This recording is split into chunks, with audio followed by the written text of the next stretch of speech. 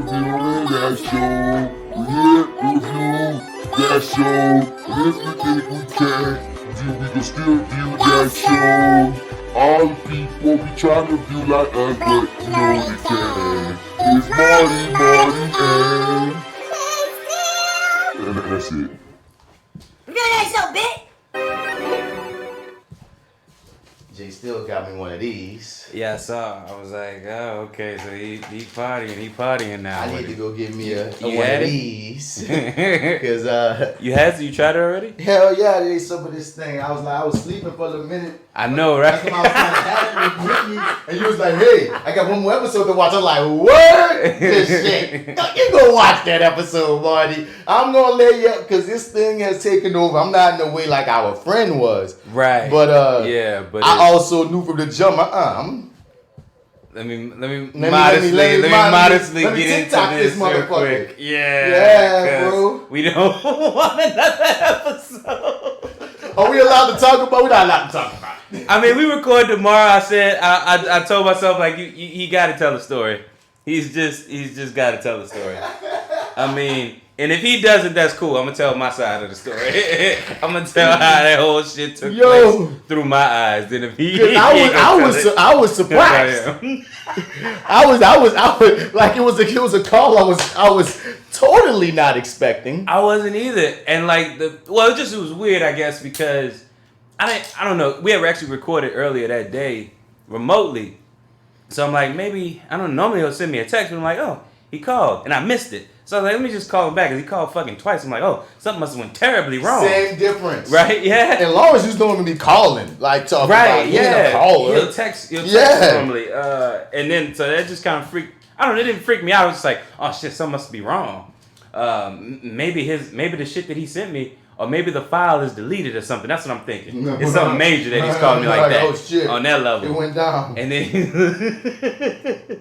you don't never want that call. Yeah. With a whole 2-hour recording, didn't happen. Oh man, it's gone. And then he came, and then it was a bad situation, which I guess I don't know. Let's not talk about it anymore. But we definitely, you know what I want though, honestly, because one perspective we're not gonna be able to have, regardless of when he talks, is your eyes through this scenario. Yeah. So I mean, what I feel like it's safe to talk about is your eyes doing all of this. Like, so I mean, you got the 2 missed calls, or you got like a missed call or whatever. I'm on the phone. I'm FaceTiming my mom.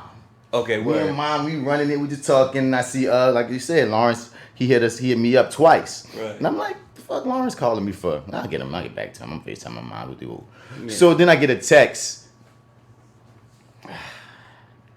Let's see if I have the text here.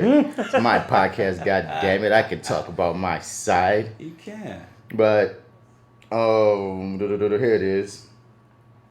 I'm not gonna say everything, but he basically said, I've taken an edible and I'm freaking out a little bit. You mind talking me down a bit? Okay, word, all right. I'm like, yeah, that's cool. Ain't nothing. I got you, Lawrence. Because the thing at the end of the day is what I kept on repeating to him even throughout the night, which was, yo. You got to ride it. Well, but first and foremost, water. Everyone that's ever taken an edible that I know has had some kind of experience with an edible where they might have eaten too much and either got sick, passed out, or just had something.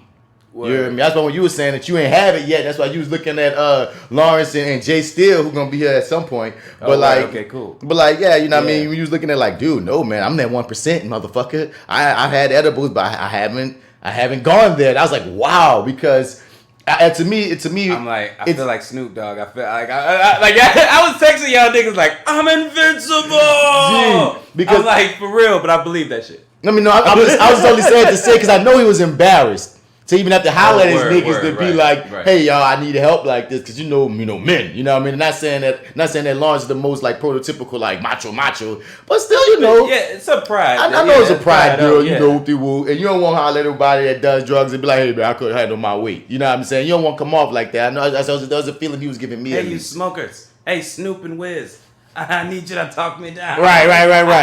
Your non-smoking brother is having a moment. Having a moment, man. But I was like, man, don't even feel no way because I feel like even the Snoop and Wiz got some kind of crazy ass thing because, you know what I mean? Like I said, I've seen it too much. It's happened to me. I know what it is. You know what I mean? Because again, edibles are freaking tricky. You don't know, and they're all dependent upon who make them. Some people might. That is the main thing. Who makes it? Who makes it? Yeah. Some people might make a freaking big ass cookie that don't even hit you at all. Some people might make a small ass piece of ooey gooey cake that you take 3 bites and you're on fucking Mars. But you can't place it. It did.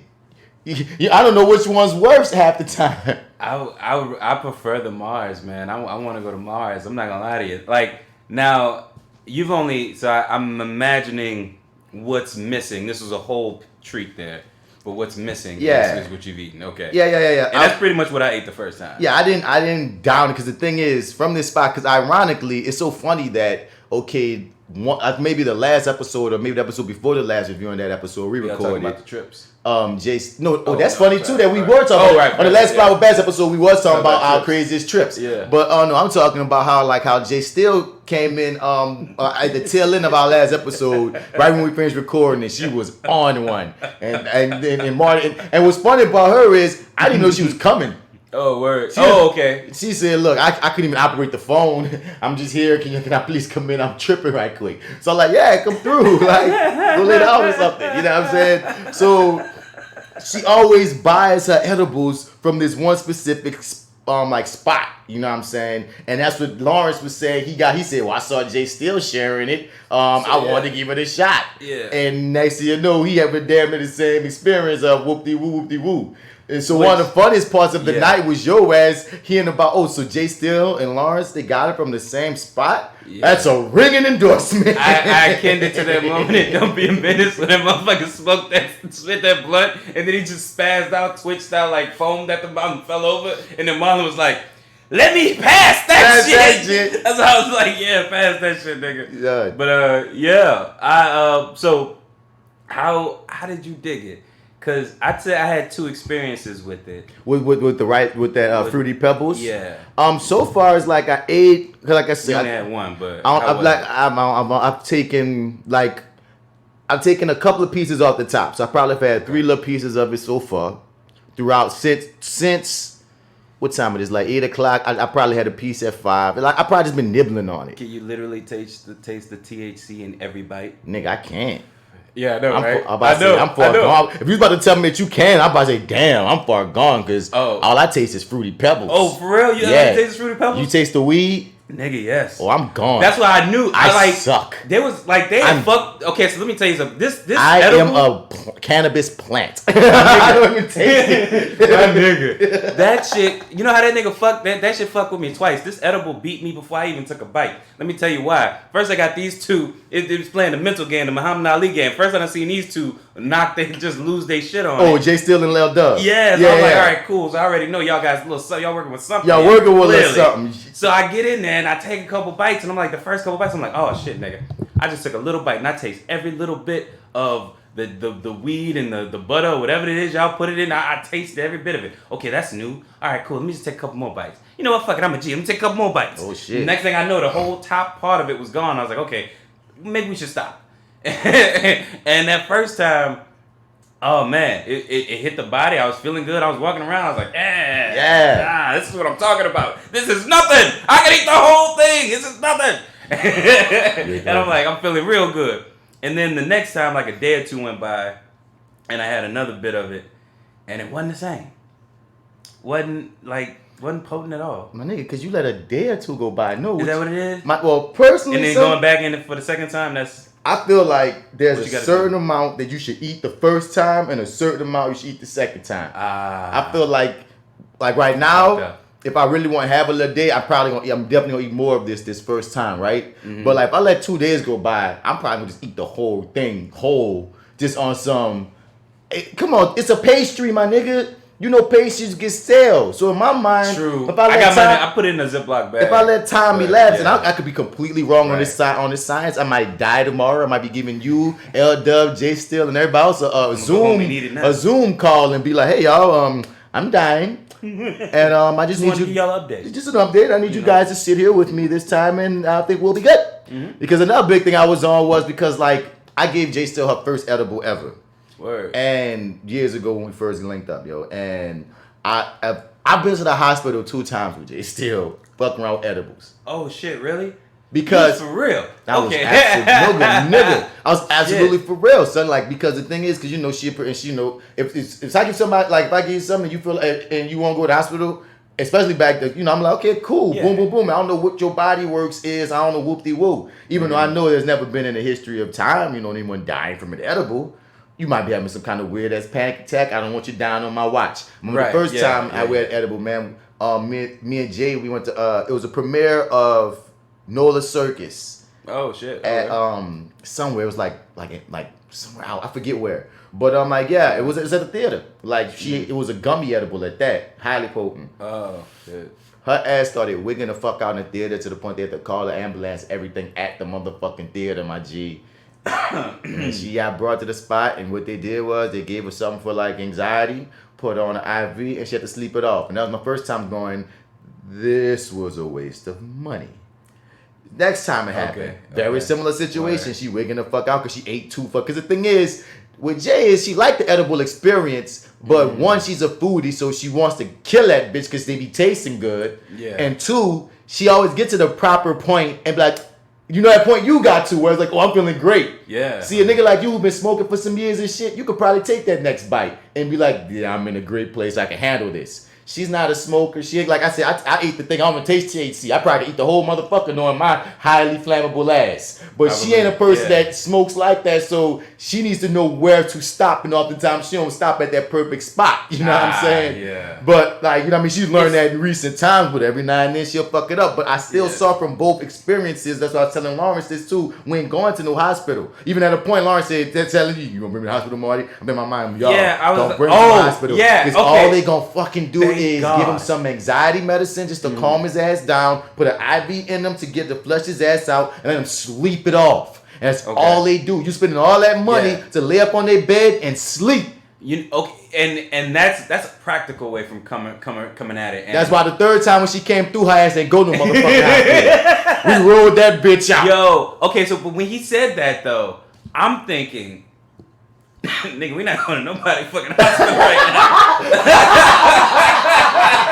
I mean, don't get me, like, in regular times, brother, past the pandemic or before, pre or post, I am so for taking you to the hospital, bro. I'm all for that shit. But today, you dropped that ball. Nigga, you gonna have to die. You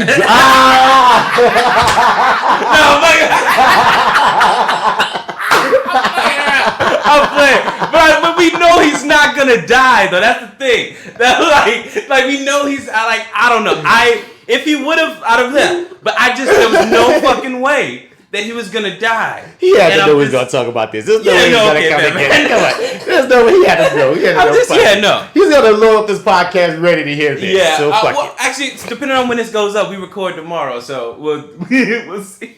But I mean, he's gonna have this opportunity to talk about it, so we can always tune into Your30 to catch that aspect of it. But yeah, man, I thought that I was gonna do everything in my power to talk that nigga out of that. And I was like, I don't know if Bats is gonna be with me on this one, but that ain't happening. No, we not going. Well, my nigga, I was on no hospitals because I knew it was a waste of money. It's because the first 2 times with Jay, and then we ran it out and then we rolled it out that third time, and she was even able to see, like, because like I kept on telling Lawrence, when you eat too much, it sucks. And then and then if you get in your head, and when you get in your head, you almost give your own self a panic or anxiety attack, and then you're in the most uncomfortable position ever. And it's like you're feeding your body the bad information, even unconsciously, because you're nervous, because this feeling is so uncomfortable and foreign to your body. That's why, just like having a hangover, you're not gonna go to the hospital for every hangover that you have. It's almost the equivalent. You gotta ride this shit out. That's why I kept on saying, Lawrence, you're gonna be good after you get some sleep, and you need to just keep on flushing yourself. After being next to that nigga too, I was just like, you're like, this is kind of like a mental thing that's happening. You're having a bad trip right now. You're having a bad trip. And like, because eventually you did go over there. Yeah. But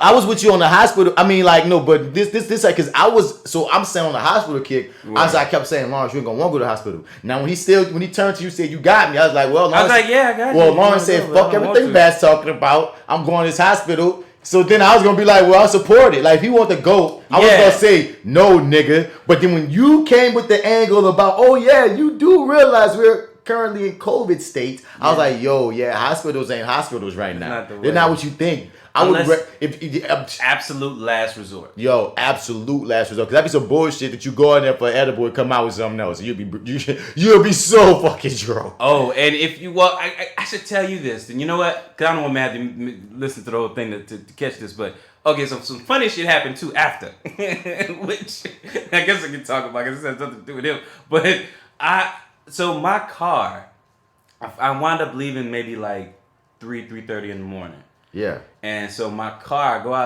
I'm not in my car, I'm in my lady's car, right?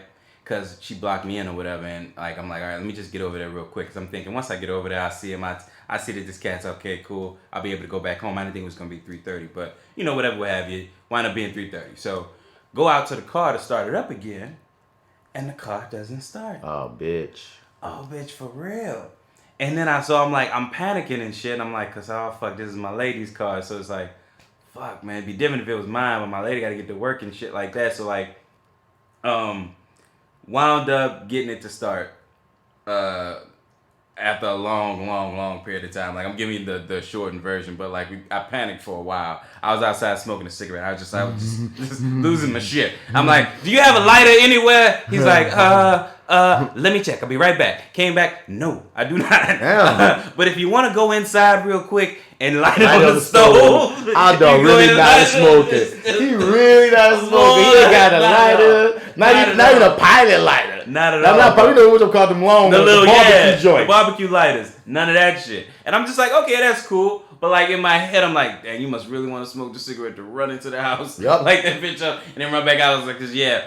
But I know I would. Yo, so by the time my lady, I had to call my lady to come pick me up, and by the time she's like a block away, maybe 2 or 3 blocks away, whatever, what have you. But arrogant observer gets the bright idea that hey, let's make sure that there's a connection or like it's sending something to your end, right? Because like nothing's happening. So take them off real quick. Click them together real quick, just see if you get a spark, right? Click them together, got a spark. Readjusted the way I had it hooked up or whatever, because you know it's not my car, I'm not really sure. Shit starts making the car noise and shit. Ding, ding, ding, ding, ding, ding, ding, ding, and all that shit, right? It's like, cool, we get the shit started up. And for like the next 2 days, that bitch would not start up again. So, and by the way we put the car in the fucking driveway.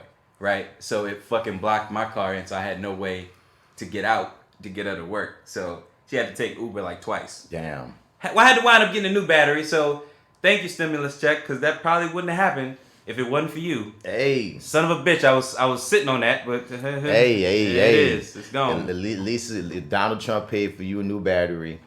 And shit, the way shit going, who knows? Because we don't know. They trying to open up the state. We don't know what's about to happen. And the mayor Cantrell saying, I'm not about to get bullied. So we about to see what happens here. No, I'm with that. I mean, hey, don't get bullied, dog. Don't get bullied, my mayor. Indeed. But I'm just saying, like, I might be partially still on this trip at the moment as we do this podcast. Oh shit, today. Yeah. Oh, yesterday? Huh? When'd you try it? Today? You tried it today? Yeah, a few hours ago. I'm still on it. Like, right, like I said, like we're supposed to do this podcast like an hour or two ago. Yes. And when you hit me, I was laying because when this hit for me, son, when I realized I was high, because you know we had this conversation about how can you know if you high off the edible when you smoking weed? Yeah. Anyway, it was a different because I'm chilling and I'm just sitting on the couch. And I'm like, because one thing I've been noticing about myself lately is why I gotta probably slow up. The blunts like they don't hit me the same, like, you know, like I think my tolerance, I've been smoking especially now because come on, the pandemic, we're just home. I was gonna everybody talking about 420. I'm like, y'all, I've been 420ing every day all day for almost 2 months now, nigga. I mean, you smoke good shit because I remember I was like I was smoking. But I was smoking sparingly because I only had like a certain amount of weed left, right? Yeah. And I came over and I smoked out with you, and nigga, I had not been that high in a long fucking time. It felt like, and I'm just like, oh shit, man, this is good shit. You got the good shit over there. That's why I smoke all day, G. So it's like I get to a point where it's either like there's this point where, and that's the thing too, when you're a smoker, it's the oral fixation of just smoking. So sometimes not even by having a blunt, sometimes you just want to smoke something. That's what I was thinking about. I'm in front of the computer looking at Netflix. My instinct is to roll a blunt,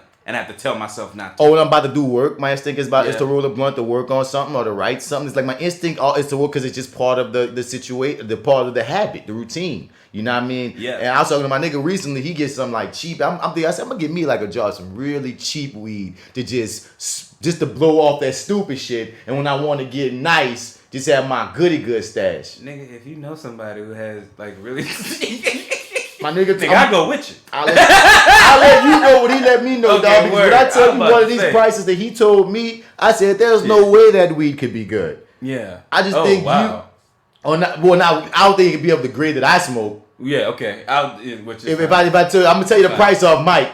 You hear me? Cool. But like, cool. Well, you say the price really? We're already talking about weed. So I'm okay for anybody who smoke weed. They're going, fuck it. I can say what it is. Okay, I'll leave This it to you. nigga said $50 for a 7. $50 for 7 grams of weed. Now, just to get you in your normal places, like for years, 1 gram of weed was $20. Mm-hmm. Right. For years, 3 gram, 3.5 will get you about 50 or 60. Then it went down to 50, and if you get cool with a person, it's gonna be like 40. Right. You hear me? Mm-hmm. A seven will usually run you probably like 100. At one point it was 120, but you know what I mean. It's been angling to 80 these days. Okay, you know what I mean? Okay. It's been around the $70, $80 mark. $70, $80 mark for a 7. You know what I mean? Mm-hmm. So you trying to tell me something that if your partner hooking you up, it's gonna be 60. If you meet a nice nigga, it's gonna be 70. But nigga try to fuck over you, it's gonna be 80. This nigga, you getting that shit for $50? I need to see the plant this came off of. I just You got like, photos of verification? bro, I feel like you selling me oregano. Bro, for if $50. it didn't come from a very trusted source. Like, cause like at that price, you can't expect it to get you high. And you gotta just be smoking it, but what the fuck are you smoking? I don't give a fuck. fuck. What I mean? That's what I'm saying. So like, I got my main motherfuckers that I get my good shit from, and I got 2 niggas I interchange between, and I'm staying. But like I said, I've got to this game, brother. I've got to this point of highness that is like, I be like, if I'm too high, I'm gonna just go to sleep. Otherwise, I'm just in this chill mode of, well, I'm high, but I don't feel. I feel it's weird because now I ain't gonna say I don't feel sober, but I don't feel high. You heard me? And one thing I hate about the South, and one thing I hate about the fucking South is we don't have sativas, and that's really my favorite kind of weed because I like the work. You know what I mean? Most shit that we sell here mostly is indica, so most times you buying shit from niggas that's trying to get shit that's gonna knock you out. That's why it's either I'm gonna be knocked the fuck out, which I don't like. I'm in this weird status where I'm like, well, I could smoke another. I had a friend say that too. I didn't like until you said it. I'm like, I guess it is true. The South no guy like same thing. Yeah, she was like, I can't. Somebody had to bring her weed from California because she's like, I can't smoke anything down here. It just puts me to sleep. I'm like, really? None of this shit puts me to sleep anymore. Most our shits is, I could not one blunt could put me to sleep, but like you're saying. But at one point, one indica blunt would knock you the fuck out. You know what I'm saying? Right. But all we got here is hybrids and indica, dog. Like every now and then, some other shit might come, but it's usually knockout blows or somewhere in the middle of that shit. So I'm sitting there on the couch and I'm like, I feel high, but I feel different. And that's when I realized, oh, Bats, you've been eating that motherfucking edible. So this is what this is. And I was at that point too, when I was like, I had this feeling too. I'm one of the people that do that. I get to that brink of, should I eat another piece and possibly fuck myself up? Or should I just rest here and this? Yeah. I got another blunt here. Do I need to take another piece? And I just chilled, and I got comfortable. Then I got sleepy. Then you said you had another episode or so to hit, and I said good. And then at the same time, J.Steel, she getting her head done right now. She texted again. She gonna be late. I don't know what we gonna talk about by the time she get here. But either way it goes. She seen it too? Yeah, me and her clear black as fuck together. Oh, dope. You know what I mean? So, and that's the part people listening. I'm trying to partially like stall for her to get here. Cool. But you know, women getting their head done on these secret missions. Actually, let me see. Yeah. Well, we could talk about some stuff too. I've been watching too. Let me see, because made a list of some stuff today. I Because I always forget what it is by the time we sit down. But again, just to cap it off, man. Right, Shouts out to our homie. He hit us up. He had his first bad trip. Don't. Yes. It happens to the best of us. It happens to all of us. And you know, at least you always have a funny, dynamic story to tell. At the very least, after you have a bad fucking trip. We do, yeah. We do have a dope. The three of us now. That's what I was thinking too in the moment. We created I was like, a memory. Is this the time to say that at the very least you've given us all a story to tell now? And I don't know if you remember this or not because you're fucking losing it and you're high right now. I know these bad feelings. Stop. But you've given us all. We podcast, brother. You've given us all a story to tell. This is dope. But Marty, I would say this to the listeners: you're the best and the worst. See, you're the best because what did I do? So L-Dub was like, Marty, can you come over? Marty was like, yup, in the flash, he there. Yeah. L-Dub, like almost anything that L-Dub needed, I'm on the other end because like what happened, Marty went over there and L-Dub kept me on speakerphone because he just didn't want to feel alone because he was like really on having one. So anything that L-Dub needed, man, Marty, he needed some water, he needed some this, nigga, anything. I'm not gonna get to the specifics. I'm gonna let Lawrence tell his own story because I don't know what he gonna say and not gonna say. I'm gonna let him tell his story before I get to sort of more of the specifics of some of the shit. Oh, he's coming down to the carpet, baby. You hear me? But you know what I'm talking about. Yeah, I know. You was a trooper. I was like, yeah, if you want was to a trooper. You was a homie. So that's why I said you was the best as far as you gotta go to Your30 to get the story. Yo, boy, my nigga. Yeah. At certain times, you would just say something. I'm like, that's not what the nigga need to hear. Oh yeah. Okay. At what point I do probably.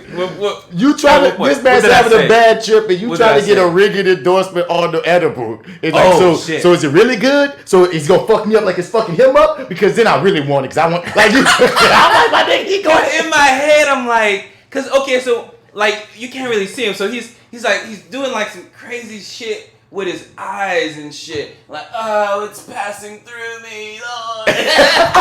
You suck. I do. And then he would pass through that moment, but then like I would start talking and I would kind of feel like I was misreading the room. I was thinking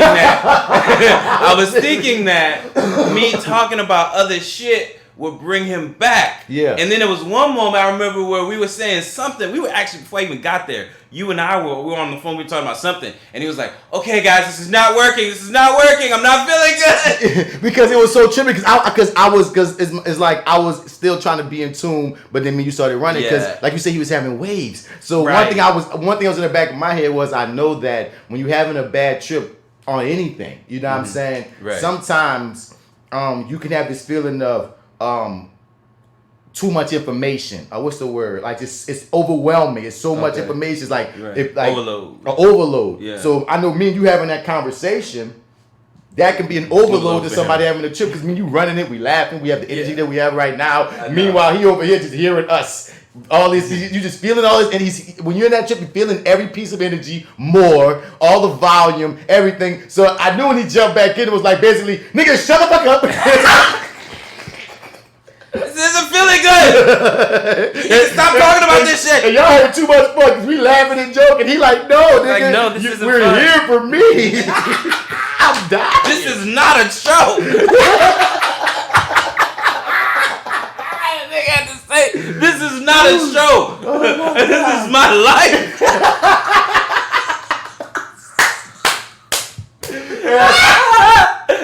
That's what it got.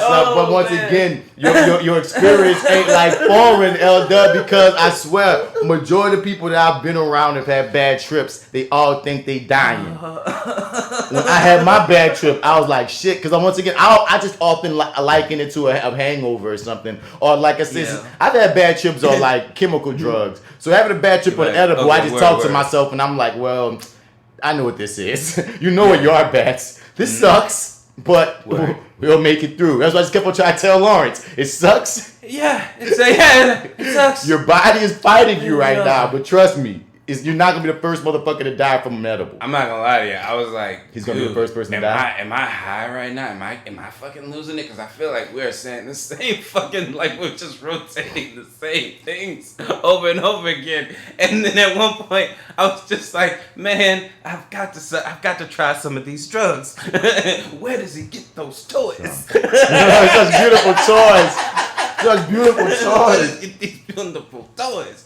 But yeah, Yeah, man. Yeah. Tune in. Tune into the Your30 Podcast. Full story to come. But you're here for the Reviewing Dat Show. Yeah. Said that they got Mr. Bass in the building. I'm Bass Bradford. I'm here with my other dude, my fellow Marty. Yeah, your favorite host, Marty, MartyEdwards, 504 on Instagram, Twitter, and yeah, we already kind of shouted out your podcast. Yeah, we did. So, That already kind of happened. What you been watching, bro? Oh, I have. Have you caught up on Better Call Saul, the current season? No. Here's the thing. Okay, oh my God. Ironically, you bring up Better Call Saul because I've been having this conversation with people recently. 2 different friends of mine. One of them is all the way caught up and she's not impressed with it.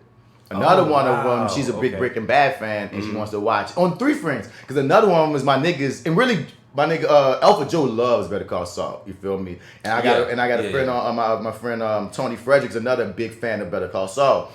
I've watched since it's been out, only maybe the first 4 or 5 episodes of the first season, and I've been feeling really guilty about the fact of I like it, but I don't love it. It hasn't pulled me. Like those first few episodes hasn't pulled me to a point to make it must see TV. But all my friends that are fans of it love it to the point where I'm like, okay, maybe I haven't gotten to that episode yet. Because I often say, Game of Thrones, I'm a big fan, classic shit. I didn't get into that show until maybe episode 6. Maybe on some real shit Of the show? And there's certain shows when we get to Black as Fuck. It's saying like there's certain times I don't like not every show grabs me. It's gonna be funny. I love your face when I even mentioned Black as Fuck, so I can't wait to. But like, dude, there's certain. I've come to understand that there's certain shows that you might need to like give it a little shot before getting in. So I'm trying to, but like my friend that told me she didn't fuck with it and she's caught up made me go wow. So I'm not tripping. So did she give her reasons? Just any reason at all, specifically why? To sum it up, okay.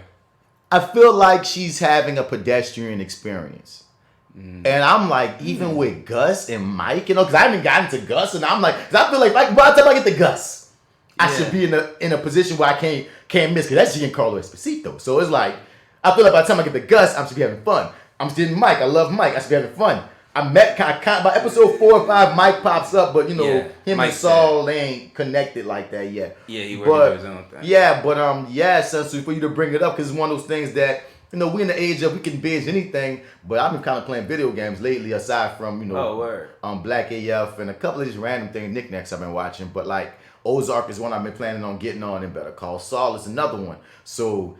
Yeah, nigga. No, I haven't watched it, but I've been meaning to. I will say that and people, folk, I've taken another bite he did. of the edible. He did. So let's see what happens. This Marty might start having an experience at some point. Just letting you guys know. Dope. It's a show that is a backdoor pilot for Gus and Mike. So it's a prequel of Breaking Bad, but it's a backdoor pilot to another prequel series? In my personal opinion, no. Well, I mean, like, kind of, but, like, it's not like that show is going to get its own show. It's going to just live inside. Oh, you're saying, so they're taking over his show. Yeah.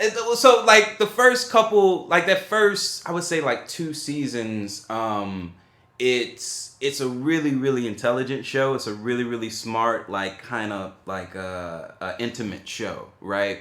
And that's what's cool about it. Like it never gives you that. Like Better Call Saul has never given you an unclever season. You know what I'm saying? Or unclever episode build up or the payoff or whatever. You know what I mean? Like they still have those Breaking Bad standards that they fall by, but the scope or of the story is so much smaller here. And it's like it's almost like character study from episode to episode sometimes. You know what I mean? And it's really, really slow paced. But then they all kind of build up and hit you somewhere. Like this 4th season is as close to Breaking Bad territory as they've ever gotten before. Like at first it seemed like in the first 2 seasons they were trying specifically and very intentionally not to be Breaking Bad, but to have Better Call Saul have its own DNA, its own sort of life. Yeah. And this last season, dude, they're like, well, we've been hearing you guys kind of complain about the slowness of the show and how it's not, Breaking Bad, and we thought we'd just throw you guys a bone this season, and it's like, god damn, they threw you a fucking turkey leg. But my thing is, too, is like, and I understand that See, here goes. You have the problem from the precipice. You have a problem. You made a show in the Breaking Bad world based on a Breaking Bad character, and you're expecting Breaking Bad fans not to want any Breaking Bad from it. Right. And you'd have multiple Breaking Bad characters, as a matter of fact. And I'm like, yo, yes. Even though you told me not to expect Breaking Bad, I'm not necessarily expecting Breaking Bad, but I want something that I can at least find interesting, as interesting, if you're going to tell a different story. If I tell someone if I tell somebody what Breaking Bad's about, man, you could tell them what the creator Vince Gilligan said from jump. He wanted to take I always say Mr. Rogers. He said some other nigga, but I never watched the show that he always says, like Mr. something. But I often say he wanted to turn Mr. Rogers into Scarface. That preface alone will make me watch the first, because Breaking Bad kind of started kind of slow too, if you really think about it. That make me sit through, you know what I mean? It does. It does, but it's, I don't know, it feels like this show, I don't know, it had the potential to give you so much more. But again, even though it starts slow, it don't feel that slow because you're given that preface from jump. We're about to watch this man become Scarface. So when you meet Walt, you like, this nigga? You're interested already, like, okay, where's this going? Better Call Saul don't have such a natural hook like that to make a motherfucker forgive it for being slow.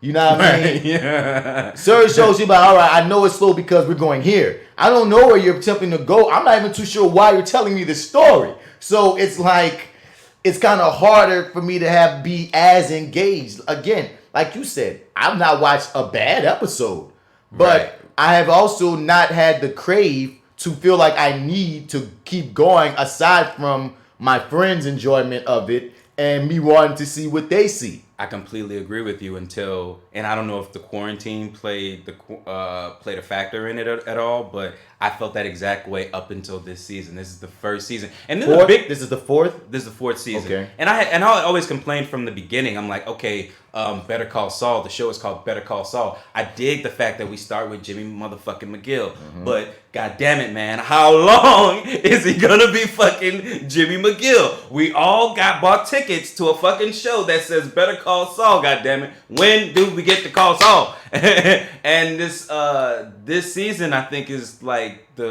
is kind of what we see, like the birthplace of all the fucking bad decisions that this motherfucker does, and sort of where they stem from. And those first two seasons where we kind of take our time, like something happens in those first two seasons that he has to sort of he's kind of making his peace with in the third and fourth. So like when we're in this fourth season, he's still kind of spiraling out a little bit here and there. So it just, I don't know, it has a bunch to play with, and this is the best season so far, man. 4 really revved it up.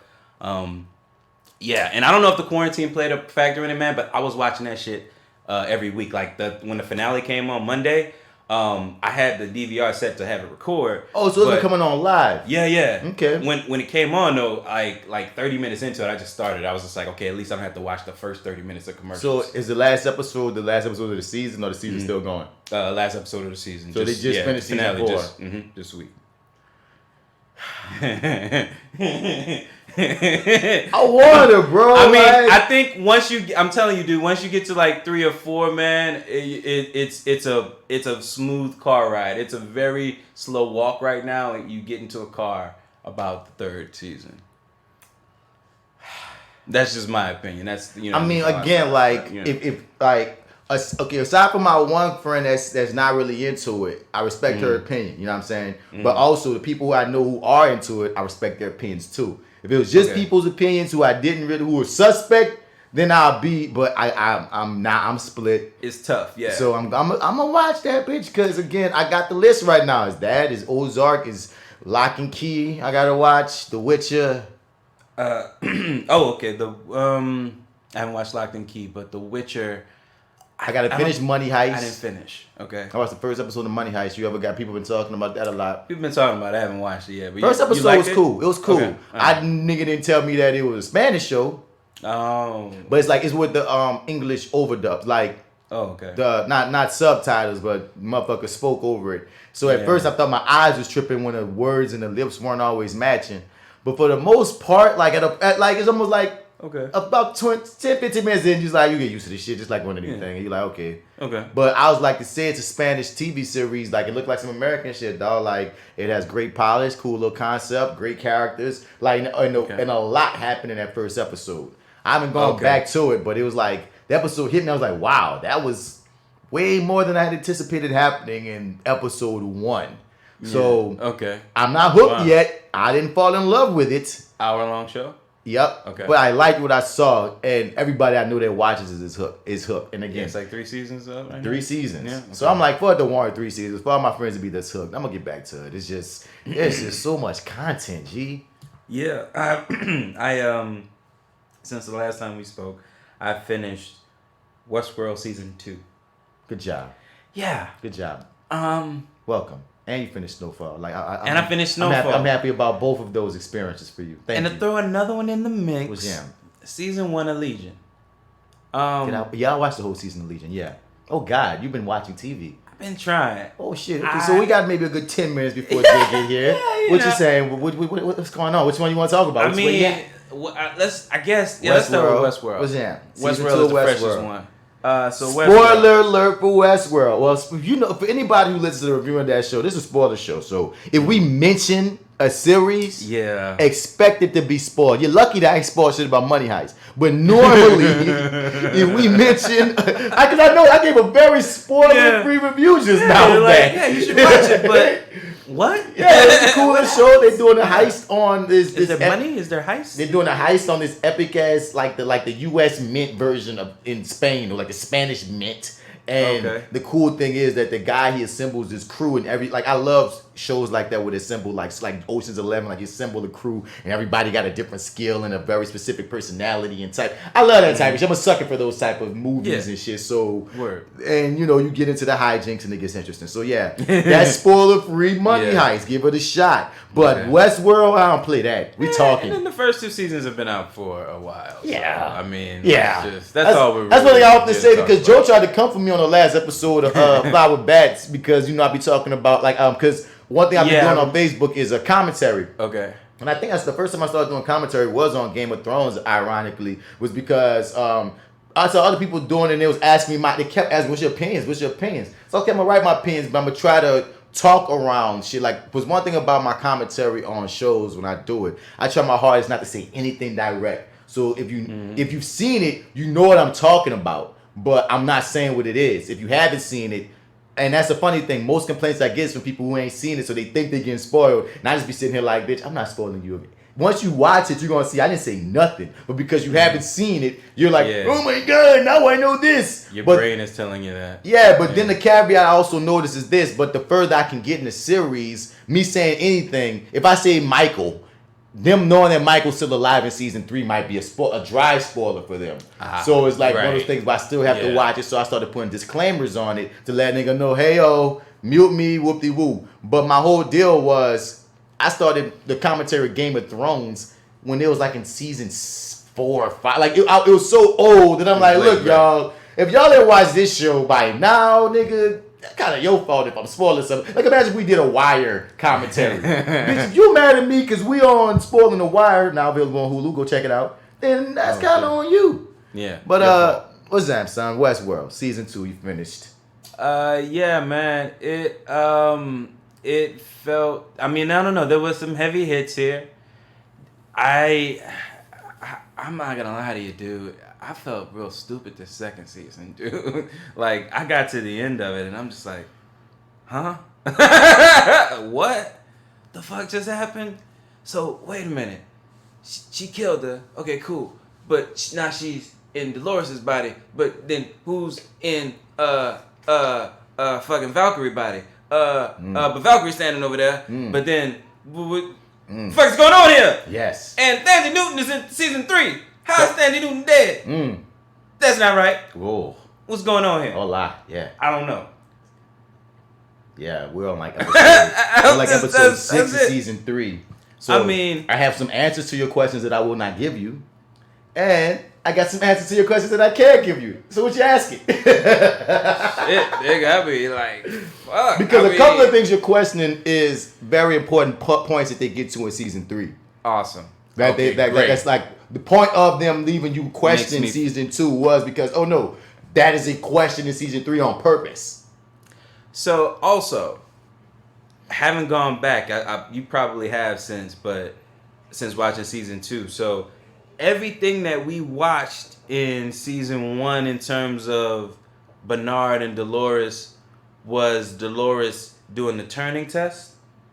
I don't think everything. Not everything, but I don't some of think it. everything. I think some of it was. Okay. And I think that's one thing that they I forget the word, but I think they remade. Like, I mean, they made that. I don't think when they first wrote it, that's what they were thinking. Yeah, but they they, saw like, a cool went back opening, and there's a word for that when they do that. I but just escaping me too. Yeah, but it's still a cool little thing to look back on because now when I watching season Retcon. 1 again after watching the first 2 seasons, it's like, oh, this is some shit. Certain things is like, oh, this is some shit. You know what I mean? Because it's just a trippy thing. Like, because even in season 2, how they opened the door up. Oh, Dolores has been to the real world before. Like, you know what I mean? Like, Dolores been wrong. She done seen some shit, but they didn't reprogram her so many times that it just was in her hard copy. And she didn't. Never She knew. didn't have access to that so memory. when she gets all that access, this bitch is a bad bitch. And I don't know. In my head, I was just like, "Oh man, I wonder how Teddy's gonna die," because I don't think Teddy makes it to the new world, and to like have him go through all of that shit and then have him go out the way he did. He did make it to the this new is world, so though. bullshit. He made. Oh, it he to did the, make it to the new remember world. they showed him in the when everybody, you know, half a lot of them made it like Thandie Newton's daughter, Maeve's daughter made it to that other side, that utopia. Well, okay, Teddy yeah, made it fair there. enough. Well, Dolores That put Teddy he didn't there. make it like out of the park. I mean, Yeah. necessarily, but yeah, he did make it to the new world. You're right. Fair enough. He won't go, but come on, I don't know, bro, because that's a hustle. I don't want to. I kind of thought he was gonna fucking kill. I thought he was gonna kill her at one point. I was like, dang, because he's still about the mission. He like, you don't even know what the mission is anymore. But I think that's You know? part of the genius of what they were trying to say with. She tried to do a force change to Of him. his personality, But you he's couldn't who he change his is. core. You couldn't Yeah. change his core. I thought that was a beautiful story they told with him with that. With even when you tried to make him like this in a lesser show, he would just become the new bad guy. He would have went left and whoop de woo. But the show still had him being tormented. He was tormented because he was aware of the change. He's like, I'm doing things that and he's like it was almost like I can't do anything about it. I can tell you, and I can, throw subtle jabs and be a little shady, but other than that, I can't do anything. But within me, this ain't me. Because you gotta think about it. Even Dolores, the reason why she has so much depth and she's so powerful, and when you see her in season 3, it's funny to see her in season 3 compared to season 1 because she is very self-assured in season 3, and you gotta give her that because they often say she's the oldest robot. You give her access to every memory she's ever had, and bitch, technically, she's a vampire. You know what I mean? She's an immortal, nigga. Like, how many years of fucking experiences and life if you give her this processing unit? Yeah, and also too, you can like switch it out though. It's like now, okay, she doesn't have to be in Dolores's body. She can be in any fucking body's body, but still carry all of that shit with her. Come on, dude. And then you saw at the end of the season, she uploaded more information in terms of not only does she leave with those little balls with those brains, kills pearls, but she learned more shit. So like, and this, she's a computer. We think about the human brain. She's a fucking computer. So it's like, dude, that chick is some other shit. But I said to say even with Teddy, you open some of Teddy's eyes up. Teddy, even if he was unconscious to it, he has however many years they had him in that freaking world in Westworld as the hero. He's been the hero in his core. Chivalrous guy, The chivalrous guy in his core for decades. Did you make this sudden change, Salem? And all this, he's not. You can't. It's like a body rejecting like a new organ. You Bro. know, it's like you can try, but that shit eventually is gonna like the body could reject it, and that's his whole system just rejected. It that rejected bullshit. it, son. It's You not know, who he couldn't do was. it. Yeah, that was a great little. I don't know. They have so many themes and stories that they tell, even with the minor characters. I'd be like, damn, Westworld. When I like when we can have this discussion about it, I'd be like, damn.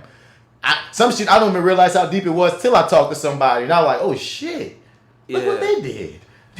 So it is cool if you don't, but that like a while back we had a conversation about like actors and like if you're an Asian actor in this market, like you cool or like not like we like just like certain markets and like there's certain go-to people for certain things. Like we're talking specifically about Native Americans. Like I said that I'd seen 2 to 3 movies with the same actress. Yeah. Because every time there's a Native American in a beautiful Native American woman, Y'all can get that she same woman. fucking shows up. It's like she has to be called in for the audition first. You don't have to go with her, but you must see her. So she was in you this? know? Yes. She was the chick, wasn't she? She was the chick. She was the wife of the I knew she looked familiar because I was like, she looked familiar to me, but I don't know where from. It's because she's always in Native American fucking shit. thing, anytime.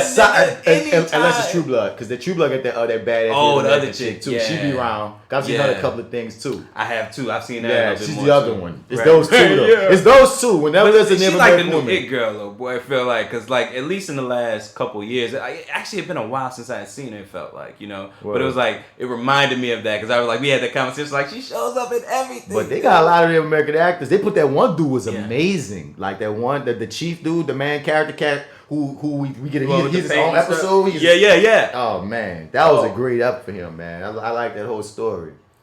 And then when he's like, so I was maybe a little confused about that. I still thought it was a dope payoff. But so was he talking to Maeve inside of her daughter through that whole little backstory that he was giving? Okay, cool. Maeve can always see because they even showed even more season 3. Like Maeve, for whatever reason in her programming, like she can if she gets in, she can see through your eyes type. She can always be hearing like. That Maeve a fire character, dog. I fuck with Tandy Newton, bro. Like she kills it, dog. And that's the season she won the Emmy for, season 2.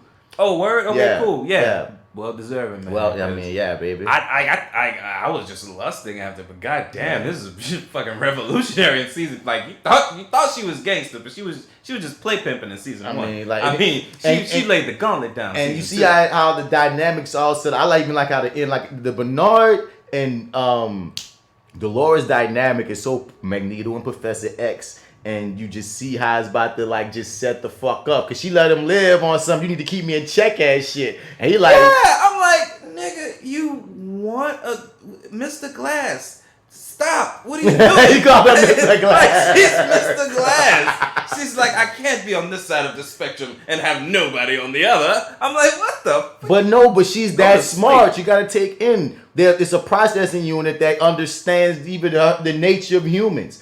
I think she sees her trajectory. If I don't have nobody to keep me in check, I will be what I don't want to become. And I think she, from an altruistic standpoint, really wants better. Even though season 2 made me say fuck Dolores. Like I ain't fuck like honestly right now in season 3 I'm kind of fucking with her a little bit again because I'm kind of respecting her mojo. What made you say fuck Dolores in season 2? My inherent disdain and fear of robots taking over. Oh, this bitch is on the script. She is on the script. I'm inherently against her. See, Maeve hate all of them. No, like they all are robots, but they all are robots. No. Dolores is woke in a different way. I look at Dolores the same way white people must have saw Malcolm X versus how they saw Martin Luther King. Because when I see fucking Dolores, I see a problem. Maeve is just about her own mission. She's gonna be family with her daughter. She ain't worrying about everything else. Bernard, he think he human still. But Dolores is like, I want the world. I want it from them. I'm taking it. Fuck everybody. Time out. She does some hypocritical shit. She killed her own. You do realize that we're looking at in Maurice in Bernard. what the fuck is Maurice? In Bernard. Maurice. He like Maurice. Not just saying he look like a nigga named Maurice. If I made reviewing that episode, that'd be the name of this episode. You look like a nigga named Maurice. You motherfucker. But yeah, Bernard and Maeve are your B and D students. Like they're eventually gonna get to the finish line. No. They just gonna take a little longer. No, I don't believe that. No, you don't. Because again, if anything, Bernard's a coon, bro. He's a robot coon. Bernard is not turning on the humans. Bernard is Professor X, G. I don't know. You have more time with them. Dolores is Magneto. She's a fucking problem. Bernard is motherfucking Professor X, and he always gonna be kind of riding, trying to bring peace. Maeve is a Wolverine Cyclops ass motherfucker. You're not too sure which way she gonna go because she's really just about her own shit. Maeve has always has been on her own. She wanted season 1. True. I want to go to the real world to be on my own shit. Season 2, I want to get my daughter so me and her could be on our own shit. Right. You feel me? Yeah. I'm not gonna tell you how she figures into season 3, but you're gonna see it's a similar ass shit. I'm like, okay, so I don't want to really be spoiled, but if you must, I mean, I gotta have this question answered, dude. Are they in the real world in season 3? Absolutely. Okay, that's all I needed. That's all I wanted.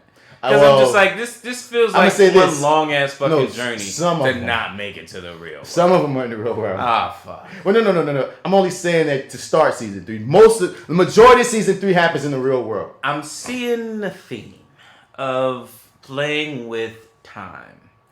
Is season 3... So far, I don't see it. Oh, so far we're just telling a straight-on story in season 3. So far, season 3 even feels different. Like, it feels like it still feels like Westworld. Don't get it twisted, but it's like, if they're playing with time currently in season, because there's only one story, because like Jesse Pinkman, you know he and this bitch. Yes. I think his character don't have a grasp on. I don't think his character don't have a grasp on the true nature of his history. That's the most I'm gonna give you about him. Okay. Just watching, I don't think so. And they've been hinting that. But even in that, you see it played straight of, he's having a flashback or a dream. They don't never throw us in, like, you know what I mean, season 1, you thinking that young Williams is his own character, you know what I mean? Right. And they tricked your ass. And in season 2, even the way season 2 end with William in the future, and that's a whole other kick. But you know, they play with Bernard's whole scrambled memory all through season 2, they playing with time. Yeah. That's not the vibe of season 3. Okay. Season 3 is straight up. It's very straight up. Yeah, as far as you know. As far as I know right. so far. Because again, like, it's Westworld. They might flip, whatever. But so far, it don't feel like that. Because like I said, when you start watching season 3, you're going to be like, you're going to be able to get like, this is where they're going. Or I'm not sure where they're going. But it don't feel timey-wimey. Okay. Nah. Yeah. I mean, it seems like the way you describe it, that it feels like they would probably be pulling the rug from under you if they, introduced some sort of time jump. If they did, bro, like, y'all did it better than you got me on one. Because it was like, word. gee, like... Okay, word. Because currently, I can't see how it would make sense to do it. Right. You know what I mean? Because even at the end of season 2, you saw the little stinger with host William, right? Host William? Did you watch after the credits? Oh shit, that was an after the credits. That's an after the credits. No, man, I was kind of like, by the time I got to the end of season 2, I was like, I don't know if this show is for me. Like this, I feel what y'all are doing, but I don't know if this is for me. Oh, that's awful. I'm so sad that your sucky taste is taken over again. I gave it a legitimate shot though, dog. Just like Legion. That was another thing I was gonna get to with Legion. Just like William get to his daughter. That shit was cold. He killed his daughter. I'm just like, yo, bro. I'm like, are you really fucking going off the deep end, nigga? These are real people. He was tripping. And he just like took him out before there was nothing left to say. I'm like, bitch, I would have played dead. Cause this nigga is on one. I'm like, whoever you think I am, nigga, okay, cool. Put the gun down. Let's talk. I'll be that nigga. Bro. Who am I? His whole storyline's been so freaking interesting. And this nigga, and I'm like, I'm in season, I'm with him like, bro, like, why do I still find you fascinating? Why am I still in some kind of weird way rooting for your fucked up ass? I can understand him. I gotta say you find him fascinating, rooting for him. I must see where this goes. This, bro. And I felt so bad. Does he still have the limp? That I don't remember. Okay. Well. I mean, like it didn't, but like him killing, like I was like, yo, because like we all know. That's the thing about the audience. We know she's not a host because we get introduced to her early on being anti-host. But they still give you enough doubt just because you fuck with him to like just throw it there. Oh, was there like a second when that played out that you thought that she wasn't real? No, I always thought she was real. Oh, okay. What I'm saying is, if someone, you can give a little leeway as to why William would think, even for a second, that she's not. Right. Even though there's points where I'm like, William, you don't feel it. Wake up, dude. But again, he's sleepwalking though. He was sleepwalking. I don't know if he's sleepwalking. You know what I mean? Because at the same time, because you got taken in. He dealing with Ford. He know how Ford is.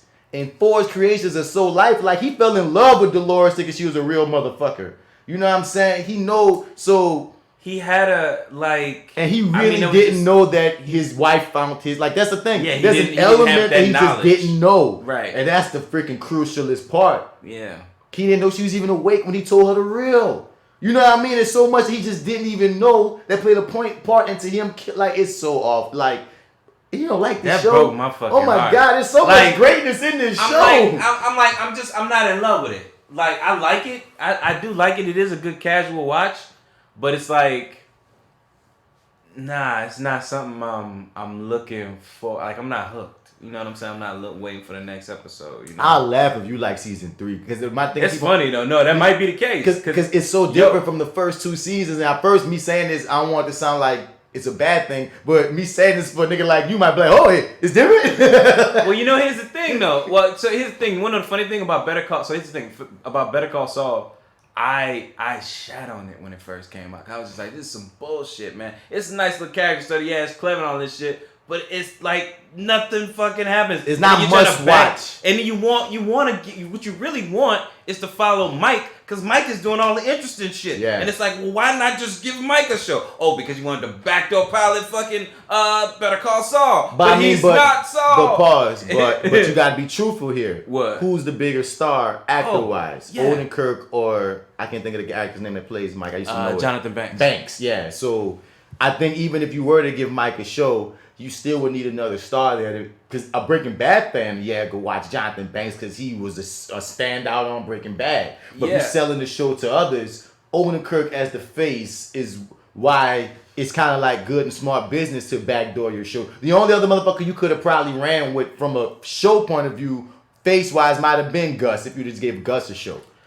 I feel like at the time they were pitching this show, they could have frontlined it with fucking Walt Jr. if they wanted to. You know what I'm saying? Like Breaking Bad was so fucking hot, I'm nigga. trying to tell you, my like you could have like had a show around Gomi and Hank's. They could have shit. made a show, son. But if you're talking about selling a spinoff and in TV, they're notorious for not doing well. You're right. If you are motherfuckers trying to sell niggas with money some shit, you want to go with the slam dunk. And the only other and they'll only go with the slam dunk. And the stars, if it's not gonna be Walt, and you know Jesse Pinkman ain't trying to have. If it's not gonna be Walt and Jesse, because Jesse could have had a show, you could have ran that. The only other, because Odenkirk was a star before Breaking Bad. Yeah, he was one of the only ones that was. So if we ain't talking Odenkirk, Esposito, the main 2 motherfuckers, it would have been a hard sell, even if story wise it would have been more interesting. But they still got to seemingly do the best of both worlds, from what you're saying. Yes. Like the thing is, it turned me around on it by the time we get, really, they lay a lot of groundwork that sometimes, I don't know, this is Breaking Bad. Like they never lay groundwork that doesn't pay off. They never plant a seed that doesn't like grow into something beautiful. So I mean, but those first 2 seasons were just a slug watching them week to week. I think if I had binged them, I might feel differently because just my whole acceptance and how I even look at shit now is I'm just a binge dude now. I'm all about that binge culture. I'm not about waiting week to week. That can kill a fucking show for me. But watching it week to week, I was ready to shit on it. But thinking what season 3 could bring, I mean, maybe season 3 could be that corner that it turns for me where it's like, well, nah, shit, damn, nigga, I'm really into it. Could be. Or you know, could not. But like it has the potential to be anything at this point. I mean, you might like because currently season 3 is currently my least favorite. But I'm digging season 3. It's just, and why is that? Why is it your least favorite? There's none like your first time, so season 1 is gonna be season 1. Word. Agreed. Season 2 was a step from season. It was basically telling a continued story from season 1, so I was able to binge those 2 back to back almost as like one season. Season 3 is like it feels different. And sometimes in a better way, because sometimes it'd be funny. I'm like, damn, how did Westworld get kind of funny? They kind of crack. It's kind of got jokes in this bitch at times. And other times it's like, I don't know. I'm in an interesting place. I'm interested to see what's going on. It's still bringing me back every Sunday. It's still must watch for me. It's not to the point where it's like I'm gonna let a week go by. No, I'm always gonna know what's going on. Right. But as far as excitement level, every episode got something, but we're gonna see where it goes. We're gonna see where it goes. But it's funny that you want to know how is Dolores, who's in Tessa's body, and that's one of the big question marks of season 3. Like, wait, who is in Tessa's body? You know what I mean? Like, yeah. Yeah. Oh, really? That's still a question? It's a question of you. Has it been answered to where you are right now? Yeah. Okay. But they gonna you gonna get a couple episodes before they give it to you. Feel me? It make you wonder, like, And it's been, man, Tessa Thompson been killing it this season. Like, I be loving on Thandie. Like, I'm made. Oh wow. Okay. I mean, from an acting standpoint. Yeah. Like, you know what I mean? Because Tessa's character is still Charlotte Hale, but like, right. Okay. She might could get a little Emmy, little nom this season. If she continue, because every scene, like, she has a very unique little storyline, and the way the things that they have her play as an actor, the things they ask of the character to have to play, is very interesting. And I'm like, okay, Tessa, I see you. If nobody else see you, I see you. I see you, Valkyrie. I see you. But let's get to this Black AF, man. Okay. Let's talk about this here, man. J.Steel says she 10 away, so she gonna have to just get into it when she get into it. I gotta get the information from my hookup source on HBO before I can show you this last little piece of Westworld, because you didn't see one of the most compelling parts of Westworld season 2. There's a stinger at the very freaking end of I think the credits of season 2, and it involves William. Okay. Yeah. But anyway, let's talk some Black as fuck, Black AF. Word.